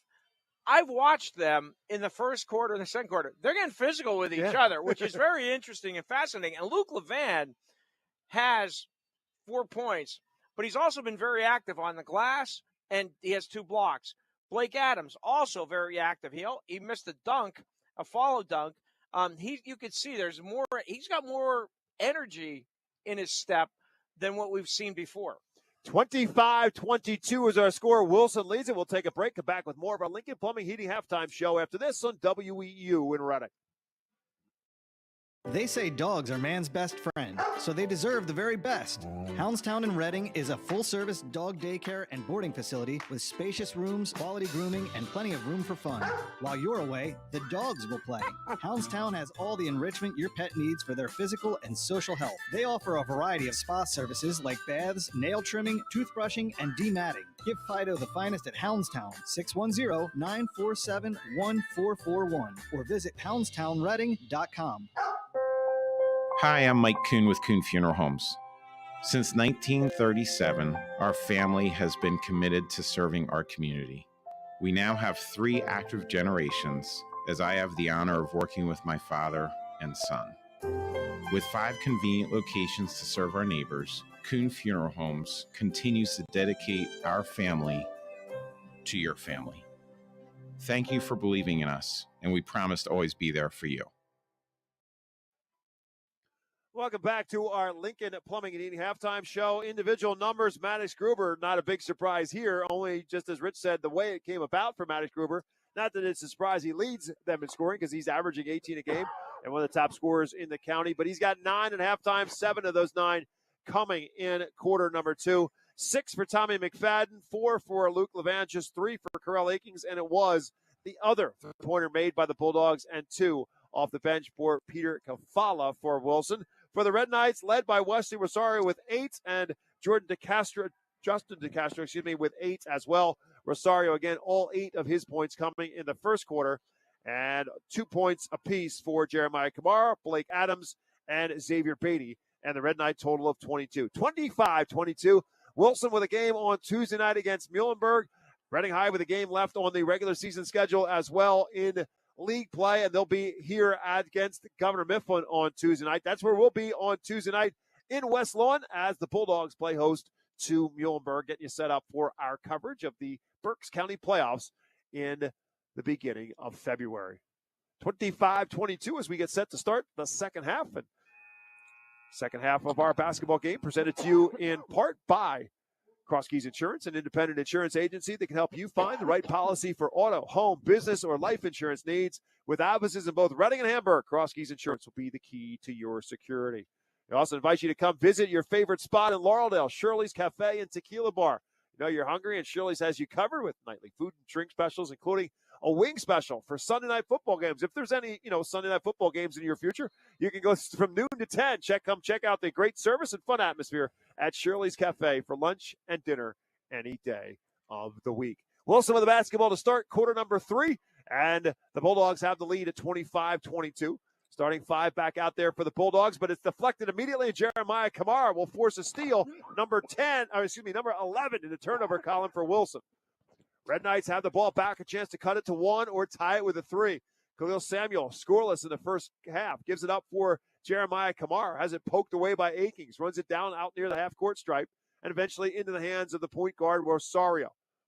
Off the high screen, Rosario picked up by Gruber on the switch, directs everybody out of his way. He's going to back down Maddox Gruber, kick it back for a cutter into Castro, pump fake and a score. Yeah, that was over Levan. Very nice move by Justin DeCastro. Caught to the basket, gets him in double figures with 10.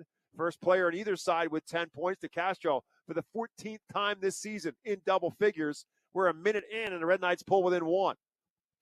It's Edom, Gruber, Akings, McFadden, and Levan for Wilson. A turnaround jumper from the foul line. Tommy McFadden is all net. Tommy McFadden now with 8 points. Very aggressive offensively for him so far tonight. 27-24, Bulldogs back up by 3. Samuel, right side for Rosario, guarded by McFadden. It's a post up for DeCastro with Edom guarding him. Going to try to back him down, spins and scores. What a pretty drop step. Yeah, really nice move on Edom, who has blocked 3 shots already. Set him up perfectly with a fake to the right, drop step to the left, and got himself with an easy bucket to pull the Red Knights back to within 1. 27-26, kick out Gruber, long 3, no. Rebounded by Adams. Might have been a little bit too far for Maddox Gruber. He was open. Up ahead, good catch by Samuel. Better pass and a layup for DeCastro and a lead for the Reading High Red Knights. Yeah, terrific pass by Khalil Samuel. Red Knights back up on top, 28-27. All 6 of the points in the second half for Justin DeCastro. And that quickly it changes. Carell Akings for 3 in a corner. All of a sudden, offensive fireworks have shown here. Third 3 of the night for the Bulldogs. 2 of those 3 for Akings. His only 2 field goals from beyond the arc. And the Bulldogs are right back up on top, 30-28. Our 4th lead change of the ball. 5:30 left in the third. Rosario backing down McFadden, who flops and a whistle. And he got the call, too.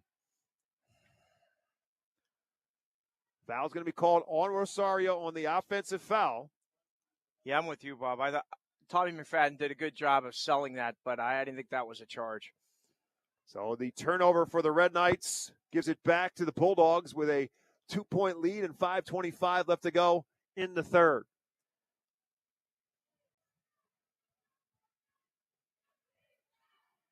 Looks like a 2-3 for Reading High. Yeah, that's what it looks like. There's a lob behind to Edom. He couldn't catch it cleanly.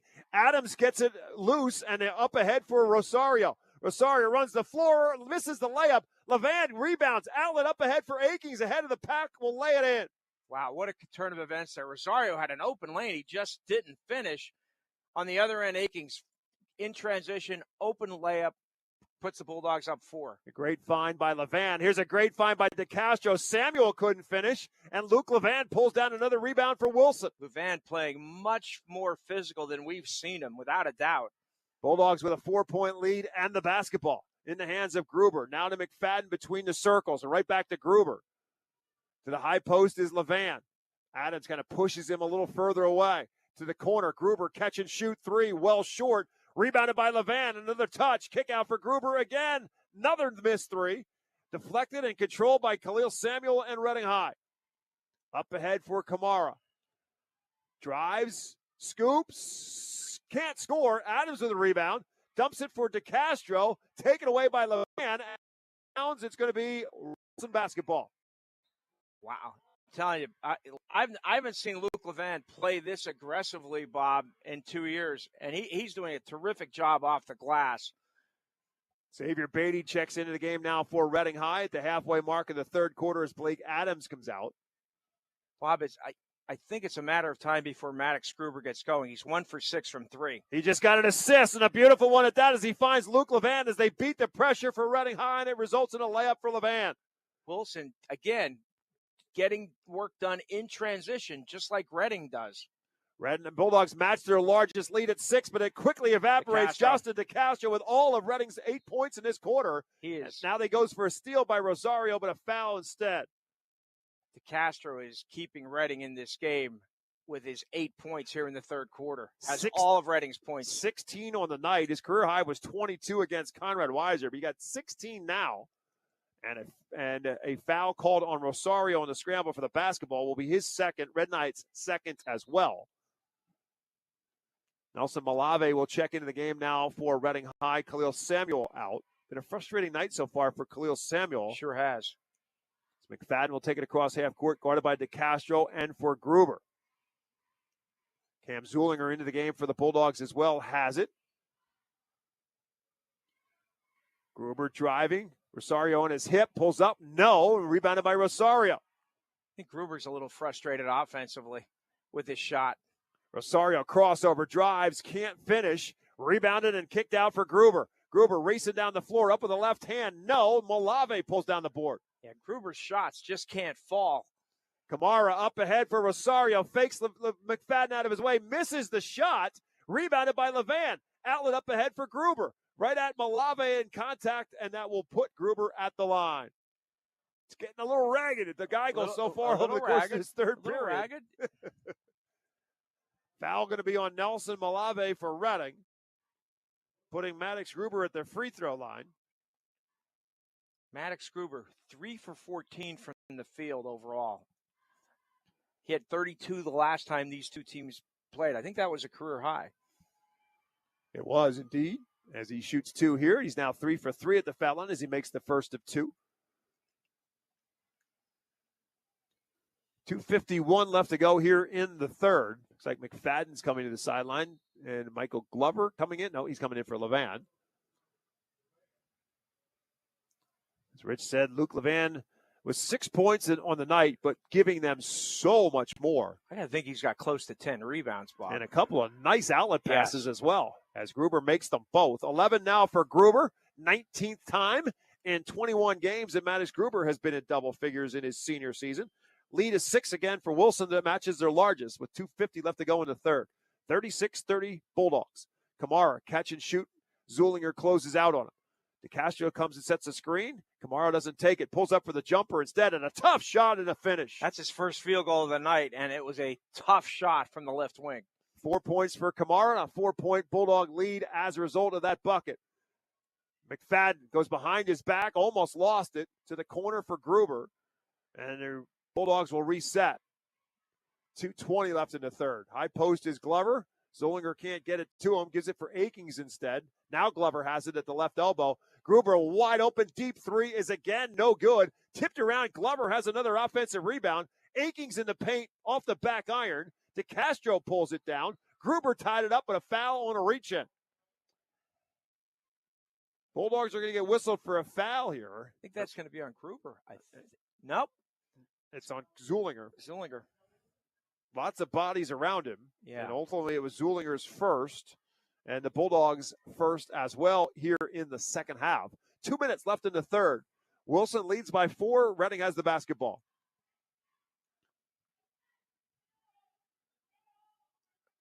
Rosario swings it to Kamara. A long three is way short and out of bounds, an air ball. Yeah, not good body language by Jeremiah Kamara after the miss, but that was way, way beyond his range. That was a good 3 feet beyond the arc, and he missed everything. And the Red Bulldogs will get it right back as a result. 36-32 Wilson. McFadden guarded by Kamara, bringing it up the floor. Good screen by Glover. McFadden will drive and draw a foul. Again, Tommy McFadden really being aggressive offensively. Hasn't done enough of that, according to Matt Cauldron. He would love to see him become an aggressive offensive player. Fouls on Xavier Beatty for the Red Knights, his second, team's fourth, and Tommy McFadden will shoot 2. McFadden does have 8 in this game. As I mentioned earlier, his career high was 12 in the county final last year when the Bulldogs 1-point win. Fortunately for Wilson, it was a short-lived celebration. They then played Cedar Crest in the first round of the district playoffs, and their season came to an end. McFadden makes the first of 2.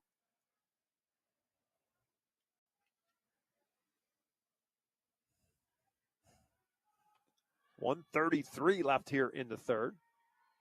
And a second for McFadden, rattles around and falls through. He's got 10. As you said, Bob, his career high is 12 against Reading last year in the county final. 38-32. Wilson's lead is again 6. Rosario off the Beatty screen. Screen and roll isn't there. He finds Malave on the baseline, working his way in the paint and scores 2 more. DeCastro inside, got 10 points this quarter.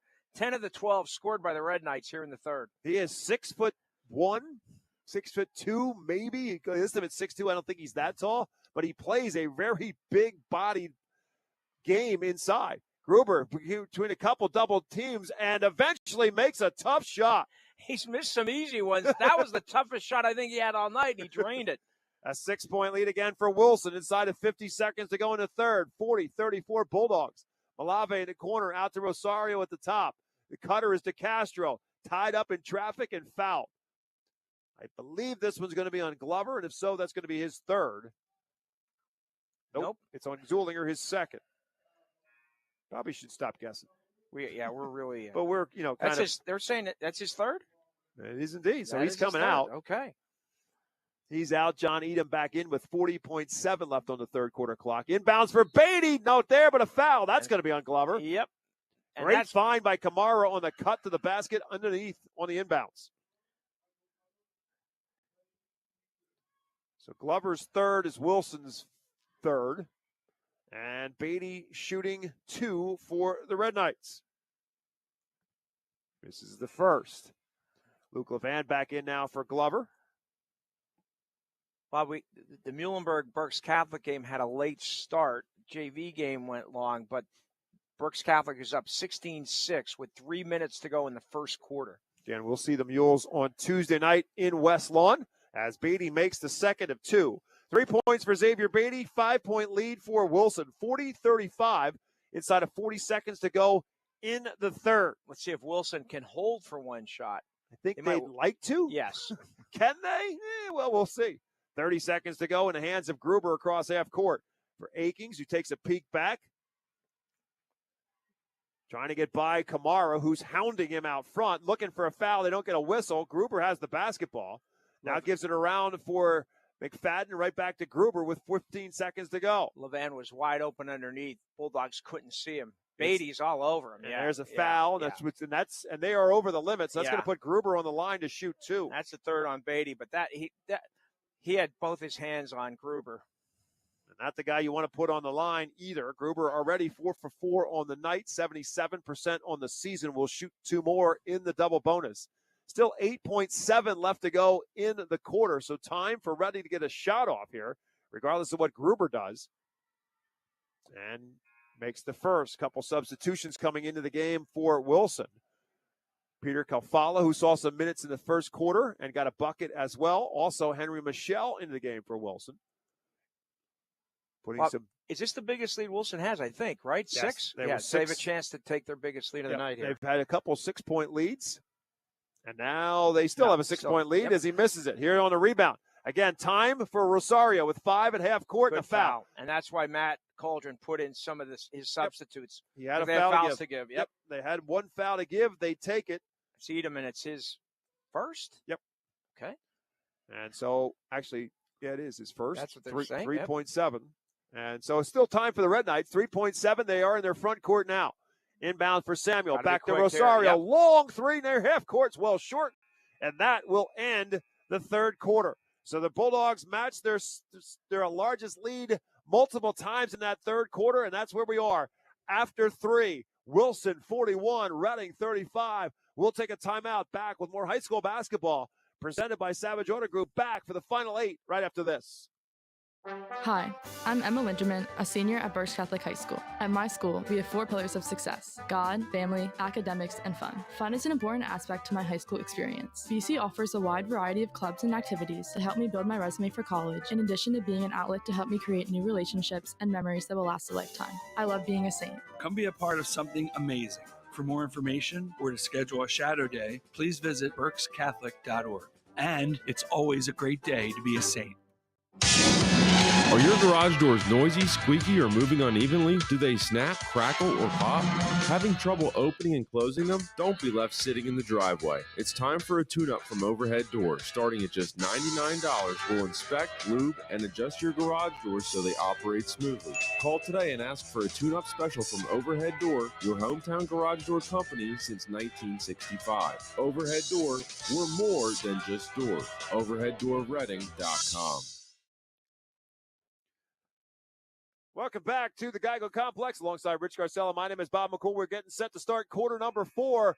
Reading High and Wilson and the Bulldogs on top, 41-35. Again, the Bulldogs with matching their largest lead as we finish the third quarter. They had several 6-point leads in that third quarter. Red Knights just could not close it inside of 3 or 4.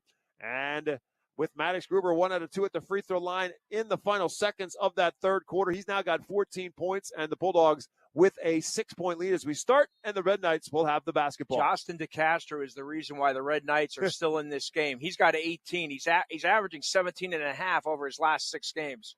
He had 8 of their 13 points in the – actually, he had 10 of their 13 in the third quarter. Red Knights with the basketball. Khalil Samuel back on the floor along with Blake Adams. Justin DeCastro, Jeremiah Kamara, Wesley Rosario. Rosario drives, tough shot, not there. DeCastro with a rebound, and on the putback gets it home. 41-37 on the putback by DeCastro. He's got 18. I have him for 20. I have 6.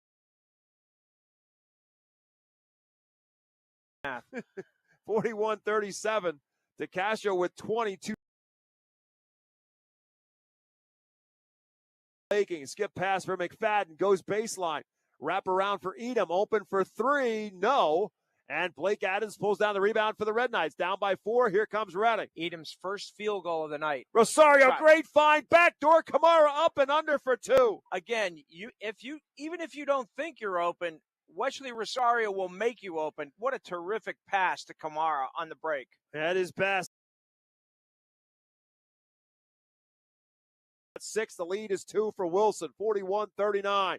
Taken away by DeCastro. On a 2-on-1, dumps it for Samuel, who ties the game. Yeah, that was an unforced error by Wilson. Tommy McFadden threw the ball away and really wasn't under much pressure. Tied at 41. As Reading has scored the first 6 of this fourth quarter, we start anew with 6:15 to go. Gruber drives, 2 defenders, puts on the brakes, rolls it in. I'm telling you, his last 2 baskets were as tough as you want to find. He's having an off night shooting, but man, those were tough shots, really tough makes. Maddox Gruber going for the degree of difficulty points in tonight's man. game. He puts the Bulldogs back up on top as we turn inside of 6 minutes to go. 16 now for Gruber. You know, if you're a Reading High player, you're like, what do I have to do to stop him on those 2 plays? Yeah, it's hard to say you have faulty defense. Rosario forces the action, almost got the bucket and a foul. He'll shoot 2 instead. Yeah, it's going to be on Edom, and that is his second, I believe. Rosario hoping for the 3-point play possibility, but instead he'll shoot 2. Edom's second is Wilson's first. And Rosario at the free throw line looking for his first point since the first quarter. At 8 in the first, hasn't scored since. Still hasn't scored as he misses the first of 2. Yeah, but he's been a facilitator for the Red Knights. DeCastro has benefited from a lot of his ball passing, not necessarily direct assists, but just moving the basketball around. Second free throw coming up for the junior is good. 9 for Rosario, and the lead is 1 for Wilson. 43-42 Bulldogs. Red Knights picking up full court. Samuel guarding Gruber for 90 feet. Gruber gets it across half court. Fending off Samuel, kicks it around for Akings. Guarded by Rosario. Now around for McFadden. Looking inside for Levan. Levan turns, faces the basket. Not putting the ball on the floor. Now he does. For Gruber. Samuel DeCastro closes out on him. Gruber, Edom open in the corner for 3. Yes! Wow. John Edom, again, he just missed his first shot of the night and then drains a 3 from the right corner. With the 6'8 Blake Adam closing in on him, Edom buries the 3. His 9th of the season. It's a 4-point Wilson lead. Samuel to match that, and does from the corner. 46-45. Khalil Samuel with his 12th from beyond the arc. Inside of 5 minutes left to go in the ball game. 46-45 Wilson, and they've got the ball. Akings right wing. Levan comes out to set the screen. Akings drives, kicks it to the corner. Edom will try it again. This is way off. Tipped and run in out of bounds off of McFadden. It's Reading High basketball. John Edom might have been pressing his luck. He's not a terrific outside shooter, and it just buried a 3. That one didn't hit the rim at all. And the Red Knights will have it, and rolled so far they have it in their front court. Looking to take the lead if they can score. Rosario to the corner for Kamara. Quick step, gets by Akings, drives, blocked, and fouled. Jeremiah Kamara will step to the free throw line and shoot 2. It's on Akings. It's his third, team second. So Kamara at the free throw line for the second time tonight. Jeremiah, 76% free throw shooter of the season, 2 for 2 tonight. First is good. We're tied.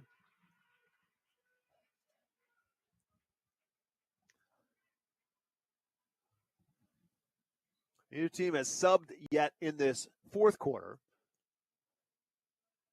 And nobody at the scorer's table right now as Kamara makes them both, and the Red Knights are back up on top. 47-46 Reading. As we expected, Bob, this one's going down to the last minute, final seconds or so. 4:30 left in this one. 47-46 Red Knights. Bulldogs with the basketball. Gruber gives it up for McFadden. Akings sets a screen. McFadden goes the other way, right at Blake Adam, and he gets the foul. McFadden going to go back to the free throw line for the 4th time tonight. Just the first on Adams. Second. I stand corrected. And the first against Reading in this quarter. McFadden shoots 2. Again, Matt Cauldron has to like what he has seen offensively. Well, defensively, he always likes what Tommy McFadden does, but offensively, what he has seen tonight, he's been far more aggressive than he's been most of the season. And makes the first free throw. That ties his season high he had against Conrad Weiser. And as we told you before, another free throw would match his career high as Zulinger is coming back in. Karel Akings out.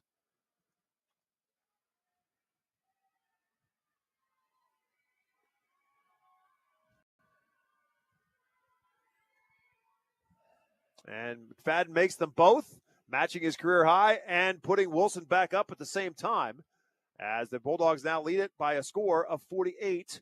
We are halfway through the third quarter. Kamara drives, pulls up, scores 2. That was over Gruber. It was a nice drive, one-handed shot, pull-up by Kamara. Our 7th lead change in the basketball game puts the Red Knights back up on top 49-48. 3:50 to go. Gruber now guarded by Kamara on the switch. Trying to get away from him. Pulls up at the foul line for 2. It's well off the mark and rebounded by Justin DeCastro. Red Knights now looking to advance on a 1-point lead. Rosario looks down the field, but it's intercepted by Zulinger up ahead for Gruber, who will lay it in for 2. Yeah, Gruber's last shot was a bit of a force. It was off balance. That was a really nice move in transition from the pass from Zulinger. And a great interception by Zulinger on the no-look pass for Rosario. Rosario got a little cute on that one, and Zulinger was right there to pick it off, and the Bulldogs are back up on top 50-49 as a result. 18 now for Gruber, right at his average. 3 minutes to play. Rosario drives, double team, looking for some help now along the baseline. DeCastro comes out to get it.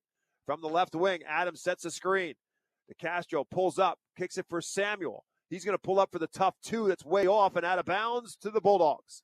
Good defense there in the half court by Wilson. Cam Zulinger closed out on him, forced the off-balance shot by Samuel. Adams now out, Beatty back in with 2:48 to go in the ballgame. Wilson with the lead and the basketball at 50-49.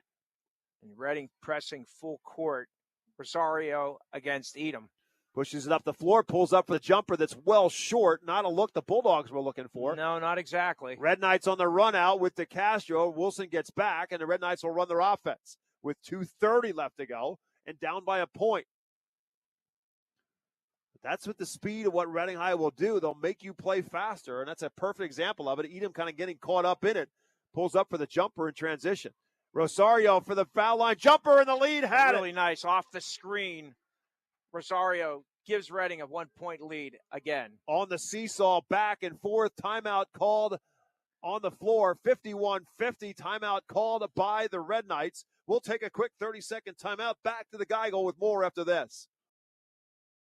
Sure Stay Plus by Best Western offers a welcoming, comfortable stay for the business or leisure traveler, providing clean and cozy rooms at a reasonable price. Conveniently located at the intersection of Route 12 and North 5th Street in Reading, Sure Stay Plus provides a fresh, hot breakfast buffet, all-day coffee, free fast Wi-Fi, HD TV, fridge and microwave, and much more. Plus, business travelers have access to services such as copying and a meeting space. Call 610-371-0500 to book your stay or visit bestwestern.com.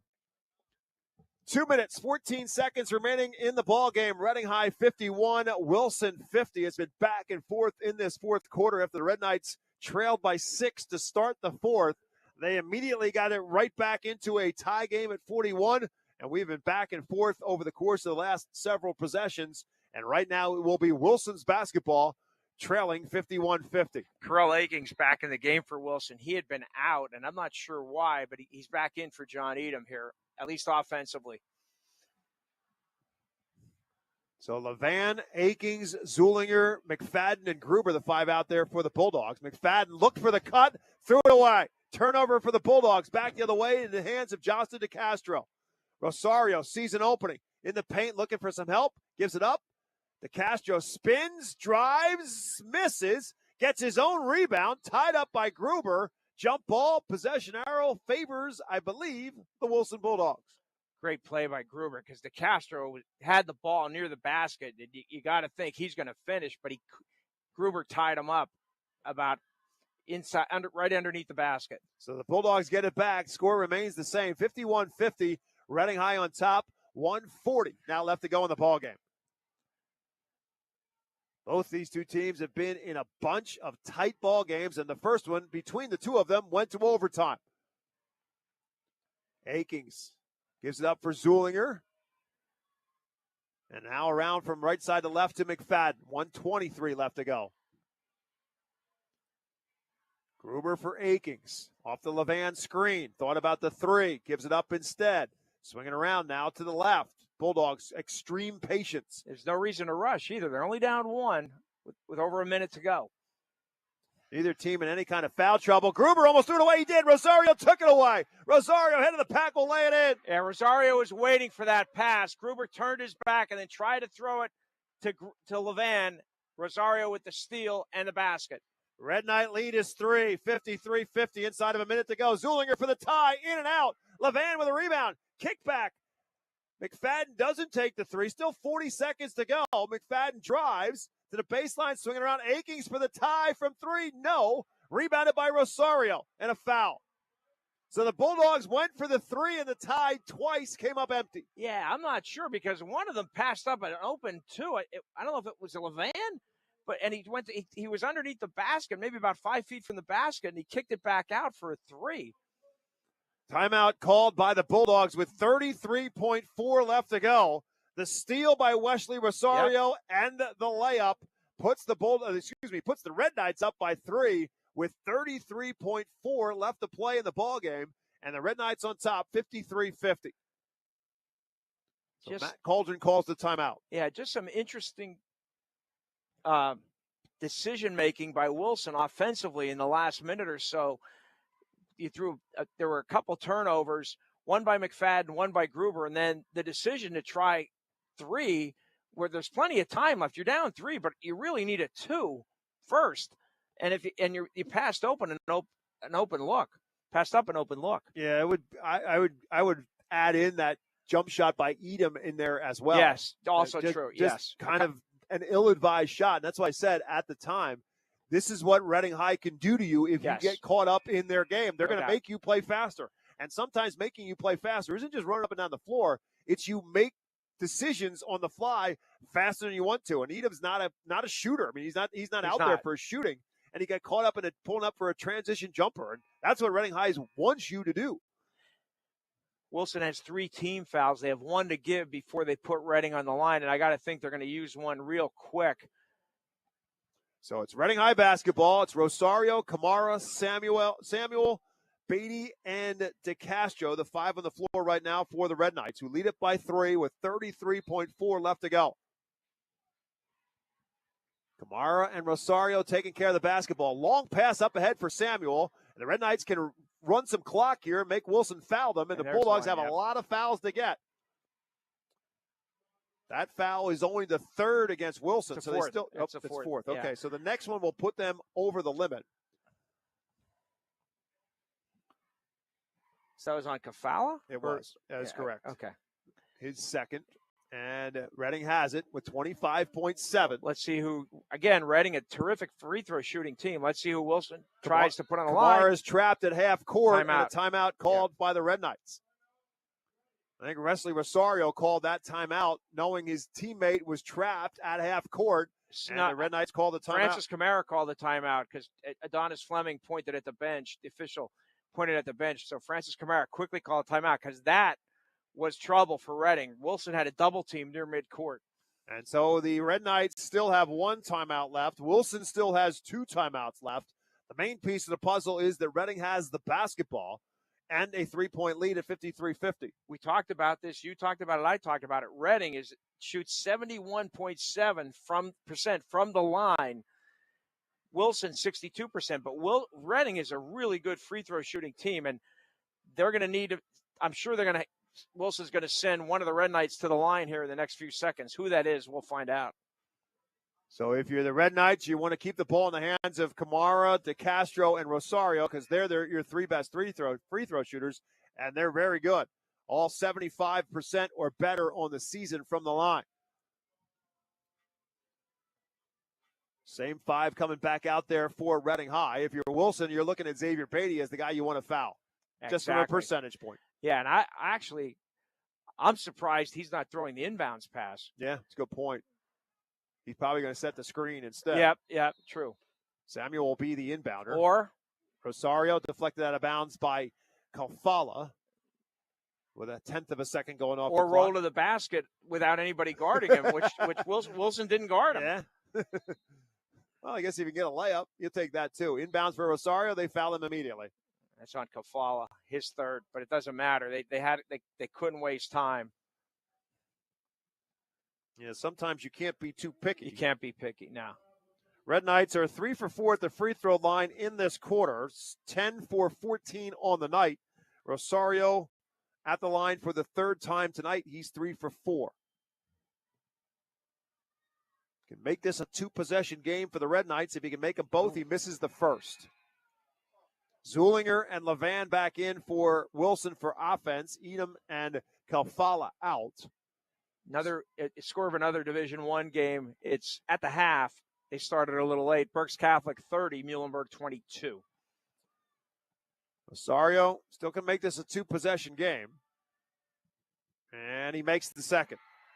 That was the big one. 14 for Rosario and a 4-point Red Knight lead. McFadden tipped to Akings. Off balance 3 is a heave, not there. Levan with a rebound. Kick out Gruber for 3. That's no good. Fight for it. Zulinger with a putback. That's no good. McFadden gets fouled with 2.8 left. So the stoppage actually gives the Bulldogs a pulse. They sure do. McFadden will shoot 2 with 2.8 left. Wilson missed at least 3, if not 4, inside on the offensive glass, and McFadden eventually gets fouled and will shoot 2. McFadden's got to make the first, and I think Matt Coldren's going to call a timeout if he makes this first one, and he is. Yep. So it's now a 3-point game. Does he intentionally miss the second to try to get the offensive rebound? Has to. Yep. I don't think there's a choice. Yeah. Otherwise, you're completely resigning yourself to try and get a steal on the inbounds. So it's, I'm sure they practice this. How he wants Tommy McFadden to miss. It's you need a 3 to tie. It's going to be interesting. The odds are against the Bulldogs right here with 2.8 left. But I'm sure that's what Matt Coldren's going over in the huddle right now with Tommy McFadden and the rest of the Bulldogs is where they want the ball to come to and who the shooter's going to be. I still go back to the post-game conversation with Snip Essley on Monday night when he said to Rich Garcella, I would not want to play Reading High in the playoffs. No, I don't think anybody wants any part of the Red Knights, whether it's in the county or in the district. And this obviously, Francis Kamara has said, all we can do is win, and it's true, but they still have an outside chance of making the county or the district playoffs. And again, this is a young basketball team. It is. For sure. Only a couple seniors who even see time, and Kenyon Sheriff and Khalil Samuel. The rest are at Xavier Beatty, but otherwise it's a lot of sophomores and juniors. Obviously, the future is bright for the Reading Red Knights, and they have certainly taken their lumps over the course of the season, but they have risen. It's not easy to be in this situation where it looks desperate to get in, and they're just fighting and fighting and fighting against some pretty good basketball teams and playoff teams. Berks Catholic, Exeter, and Wilson just this week. As the Wilson Bulldogs line up here, it's going to be either they're going to try to get the ball to Akings or Gruber, which is why Reading's guarding them. Oh, no. He made it. So it's a 2-point game at 54-52. And now Reading has to inbound. Timeout. Yep. The Red Knights will talk this over. They'll plot their strategy of what they want to do. So Wilson will go for the steal, and if they don't get a steal, commit a foul and force Reading High to put it away at the free throw line on the other end. I guess Matt Coldren felt there's a better chance to come up with a steal and a 2-point basket rather than miss the free throw intentionally, get the rebound and get it to a shooter for a 3. So if you're Wilson now, you got to hope for a steal and a bucket. If you don't get that, then you got to commit the foul right away and put Reading back at the free throw line and hope that they come up with a miss. So that's the scenario which we live right now, 54-52. Don't forget, coming up after our broadcast here at the Geigel, first we'll have our Pizza Como postgame show. Rich will be down on the floor talking with our winning coach, our Reading Fighting Phil's player of the game as well. And then we'll throw things back to WEEU Studios to Jeff Nolan and Matt Knob for our scoreboard show and a full rundown of all the scores going on, provided that Berks Catholic and Muhlenberg end before the scoreboard show ends. I'm just saying. It's been a late start tonight at Lloyd Wolf Gymnasium.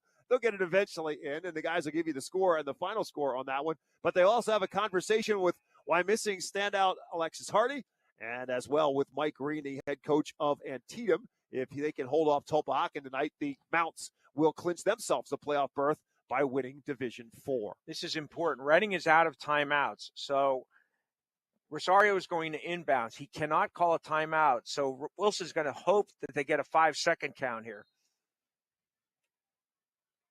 Rosario looking for somebody, got to get it in, and finally just tries to bounce it off the defender. The ball's loose on the floor. Rosario picked it up. They go to the possession arrow. It doesn't matter. The clock hit zeros. No, wait a minute. Nope. No. The officials are saying time left there's on time the left. clock. Yep. Nope, there was definitely time left on the clock, and The it officials doesn't are matter. going to talk this over. It's Reading's ball on the alternate possession. The officials are going to talk this over, and they're going to determine whether there's time left or there's not time left. And a great job by the security and the Reading police who are here because they're keeping everybody off the floor. The officials are going to clearly put time on because if they wasn't, they take the ball and go home. Yep, but it is Reading's ball on the alternate possession. arrow. Yep. So you are correct. So they'll have to inbound again. Yeah. There you go. 0.4 is what they announce. I don't think that's wrong. That's a great job by the officials on the teamwork. One's watching the clock to see what the story is on the tie-up. The other's got the call underneath the basket, and they got it right. And it should be under the basket because that's where the tie-up was. Correct. And what happened on the inbounds is Rosario knew he was out of time. He just tried to bounce it off the leg of Kofala, and the ball was loose on the floor, and he jumped on the pile and the ball and the tie-up. So all Rosario has to do here is throw it down the court and make sure one of his teammates touches it or anybody just don't touches throw it out of bounds. Just throw it down the Just length throw of the floor, but not all the way out of bounds. And that's it. And that's it. Samuel will catch it, and the Red Knights win it. Final score, Reading High 54, Wilson 52. Wilson with 2 tough losses this week, and the Red Knights with 2 big wins in their 3 contests as they hold off the Bulldogs on their home floor. Once again, the final score, Reading 54, Wilson 52. We'll take a timeout, back with our Pizza Como postgame show right after this on 8:30 a.m. WEEU in Reading. Bad hair day? Bad day at the office? Bad day behind the wheel? Hey, stuff happens, even to the best of us. At least your car insurance rate doesn't have to take a hit. Get Erie Rate Lock from Erie Insurance. Gives you a great rate that stays put until you change a car, driver, or your address. Plus, seriously good service. Now that's something to smile about. Your Erie agent is Cross Keys Insurance. Get a quote today at crosskeysins.com. Erie Rate Lock does not guarantee continued insurance coverage and is not available in all states. When it comes to grocery shopping, you're a pro, and Redner's Markets is here to up your game with Redner's Ready. Shop online and save time. Orders can be placed as far as 4 days ahead or as little as 2 hours before pickup at your selected store. Your items are always handpicked, and our personal shoppers will accommodate any special instructions for your grocery needs. Plus, there's no difference between in-store and online pricing, no extra pickup fees, and you can redeem points from your Redner's Rewards membership. Skip the trip with Redner's Ready. Shop online at rednersmarkets.com. This season, stick with everyone's favorite snack, Diefenbach's potato chips. Legend has it, Mark Diefenbach loved kettle-cooked chips so much, he turned his kitchen in Berks County into the ultimate snack factory. Now, 60 years later, we're still crafting our chips with the same passion and the finest ingredients, right where it all began.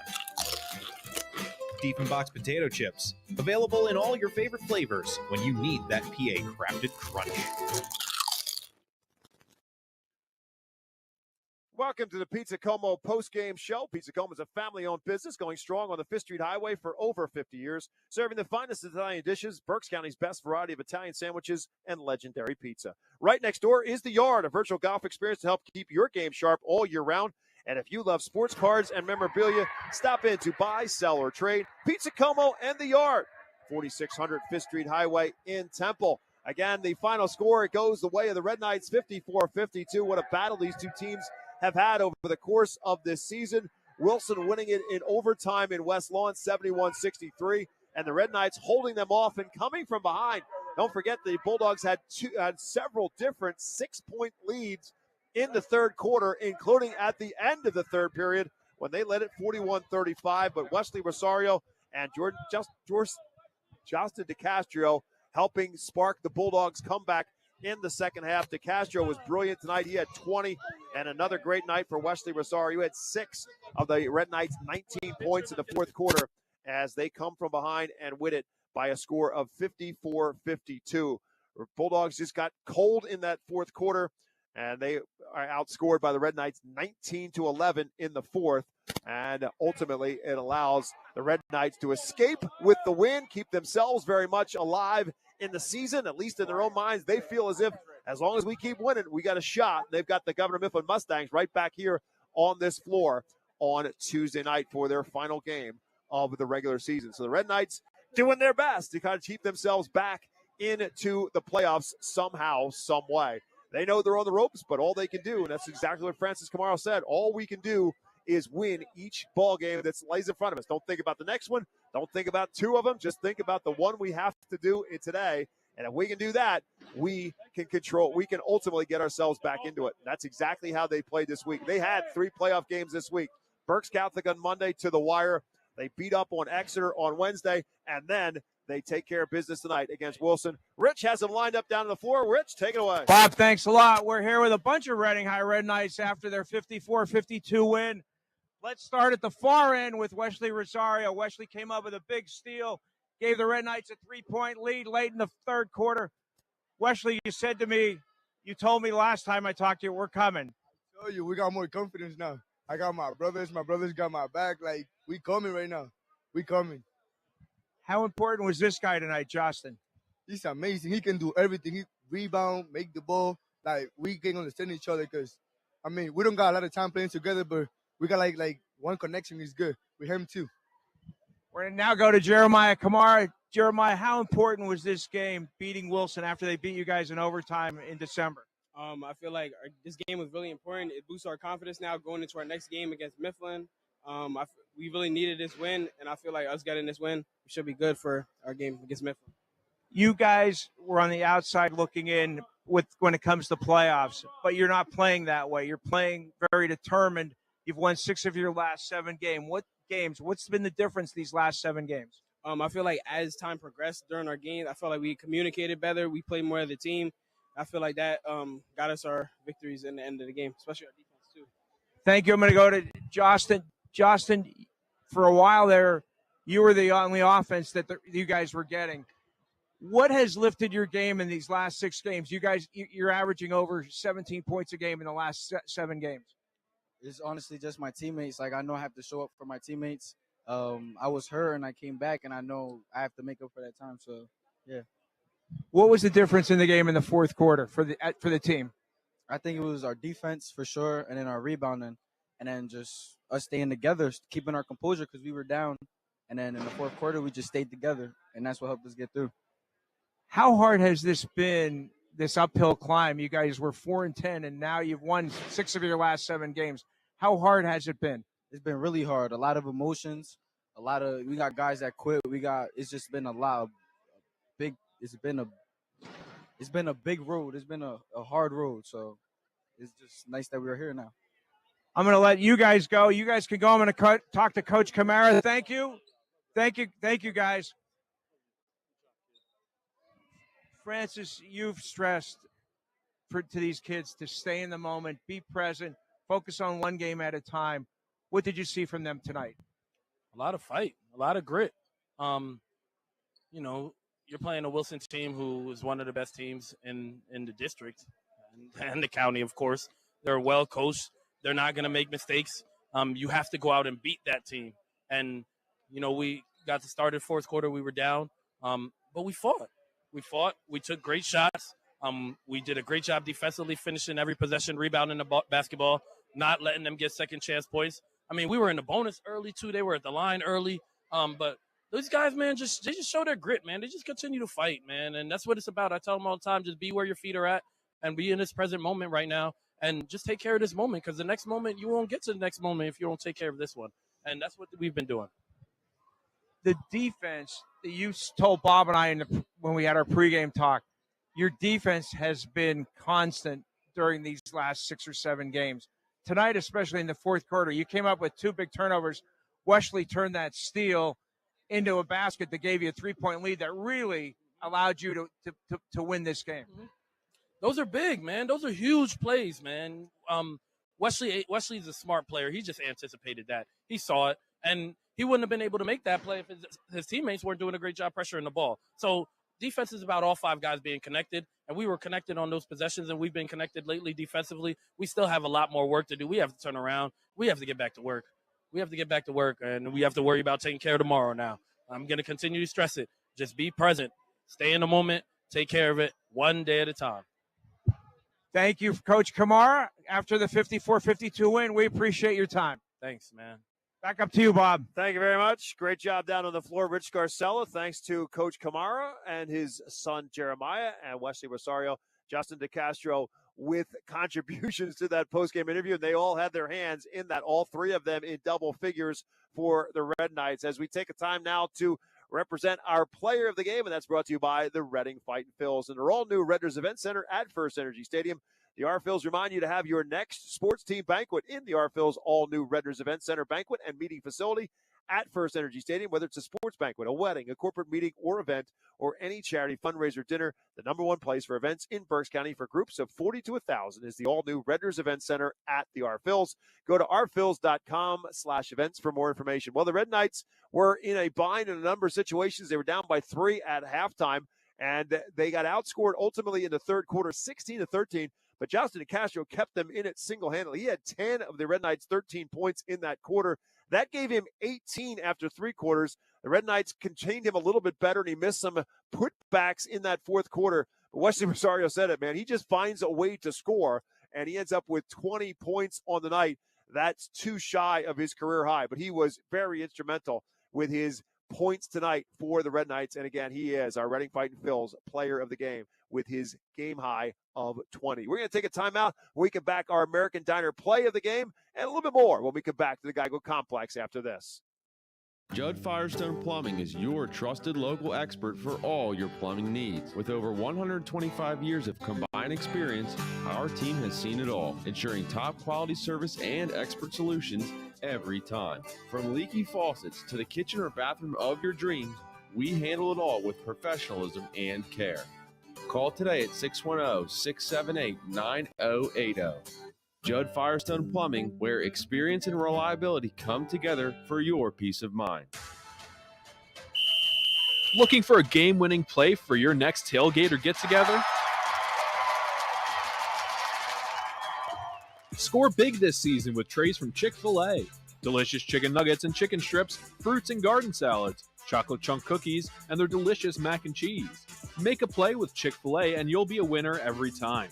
Visit Chick-fil-A at Broadcasting Square, 5th Street Highway, and Exeter Commons. Chick-fil-A voted America's favorite fast food restaurant. Savage 61 Chrysler Dodge Jeep Ram is once again the #1 rated auto dealership in Pennsylvania. Thinking it's time to trade up for something newer? We offer the most insane trade-in values you'll find anywhere. Whether you're looking for a new or certified pre-owned vehicle, our dedicated team will make sure you drive away happy. Visit us today at savage61.com and see why we're Pennsylvania's top choice. Tonight's play of the game is also brought to you by the American Diner in West Reading. Whether it's breakfast, lunch, or dinner, a late-night snack, you'll find a variety of menu items and homemade desserts. American Diner serves breakfast all day. Dinner entrees include dinner rolls and butter, soup and salad bar, and a choice of potato or vegetable. There's a full senior citizen menu that includes a free dessert, and military veterans receive a 10% discount. Open daily from 7 a.m. to 9 p.m. and serving the community for generations since 1994. And Rich Garcella kind of told you what our play of the game was, and that was the game at a 51-50 game at that point in time. Red Knights had fought their way back out from that 6-point deficit, as we said, to start the third quarter. And we were back and forth for quite a while. Back and forth from 46-45 Wilson, ultimately to 51-50, Reading High on top. Bulldogs have the basketball. They tried to kick it around, and Wesley Rosario anticipated the pass at the top, tipped it, deflected it, ran it out, and took it all the way down, scored the bucket, and put the Red Knights up by 3. And ultimately, the Red Knights were able to win it by 2 at 54-52. Wilson couldn't recover from that. That was the bottom line. They made some I don't think they made good decisions on offense after that. Right. They were down by 3 and decided they right. needed to tie it and ultimately settled for some jump shots that they just weren't able to find. I think the steal came with about a minute left. I'm not sure the exact time on it, but it was, again, Rosario anticipated the pass, made the steal, made the layup, and Reading, I'll tell you what, they've won 6 of their last 7. As you said, Bob, no one wants to play them right now. We will take one more quick timeout, and we will come back and wrap up our Pizza Como postgame show, send you back for their scoreboard show, all when our coverage continues on WEEU.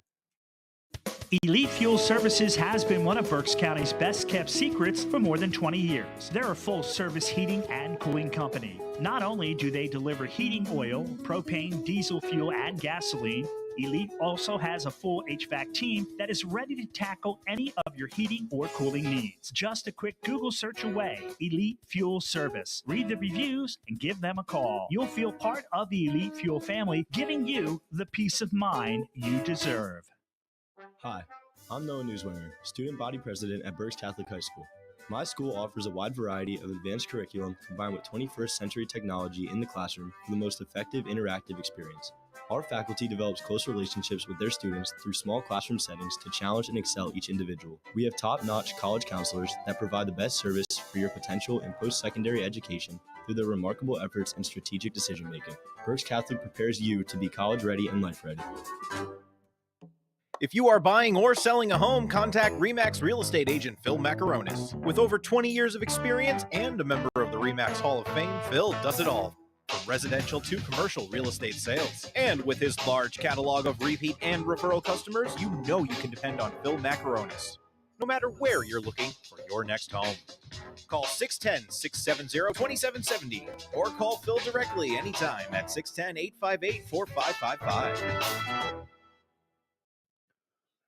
Final individual numbers in this one. Again, our Reading Fight Phil's player of the game, Justin DeCastro, finishes with a game-high 20 for the Red Knights.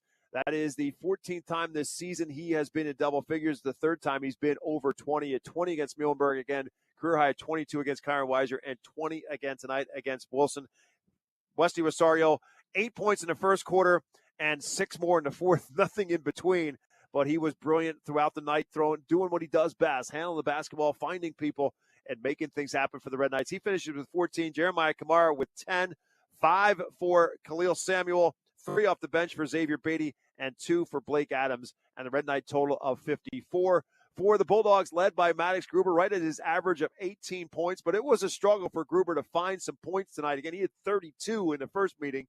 He had 18 in this one. Tommy McFadden had a career high tonight of 14 for the Bulldogs, much more aggressive offensively, and they needed him to do so. Grell Aking struggled to get his shot going tonight. He had 8, 6 for Luke Levan, but he played really, really well tonight for the Bulldogs, and just 3 for John Edom. The Bulldogs, not much in the bench category tonight. The Wilson Bulldogs had nothing off the bench. They had 2 points off the bench from Peter Kalfala, and Reading High had 3 off the bench from Xavier Beatty, and that's it. But the starters did the most of the work and most of the production, and the Reading Red Knights win it by a score of 54-52. Again, we don't know for sure if Reading is mathematically in it or not, and they right now aren't paying attention to that. They've just kind of bought into the idea of we're in the playoffs now. We've got to win and move on if you accept it that way. And again, the tough loss against Berks Catholic on Monday night, they come back, they respond exceptionally well. They beat Exeter in Exeter's gym by 25, and then come back here tonight in another playoff-style basketball game, and they win a tough game. So whether the Red Knights do make it in or do not make it in, you've got to give a lot of credit to Francis Kamara, Brian Brankert, and the coaching staff for the Reading Red Knights to keep these kids mentally as well as physically involved in the chase to try to get in. In the 3 games this week, we've had 2 of them, Monday night against Berks Catholic, tonight here against Wilson. The constant for Reading has been its defense. Its defense has been outstanding in all 3 games. They may not have won Monday night, but, man, they played great defense against the Saints. And tonight, especially, when it mattered most, they came up with 2 really big turnovers.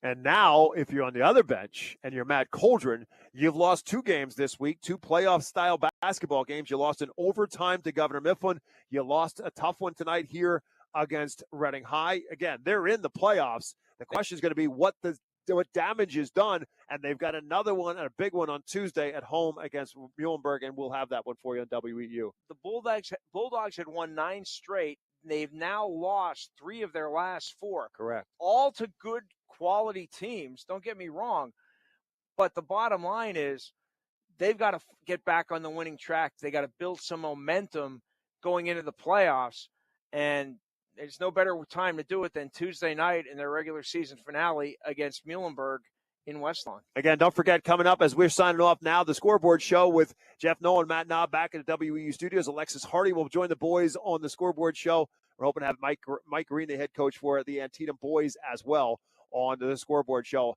As for tonight, the final score, again, goes to the Red Knights. The Bulldogs fall to 16-5 now on the season and 7-4 in Division I. Reading improves to 10-11 on the season and now 6-5 in Division I of the Berks Boys Basketball League. Thanks to Athletic Director Jay Green and the staff here at Reading High School for the hospitality as the Bulldogs fall to the Red Knights on Reading's home floor here at the Geigle. The final score, Reading 54, Wilson 52. Thanks to our technical director, Sean Tansky. Thanks to Matt Knob back in the WE studio. For Rich Garcella, my name is Bob McCool. Our high school basketball coverage continues on Tuesday night. We'll be in West Lawn as Wilson welcomes Muhlenberg. We're live at 7 o'clock. We'll talk to you with more high school basketball on 8:30 a.m. WEU in Reading. And don't forget, all of our games are still available. You want to go back and watch it, you can at any time at 8:30 WEU Sports on YouTube. Have a great weekend, everyone. We'll talk to you with more basketball next week.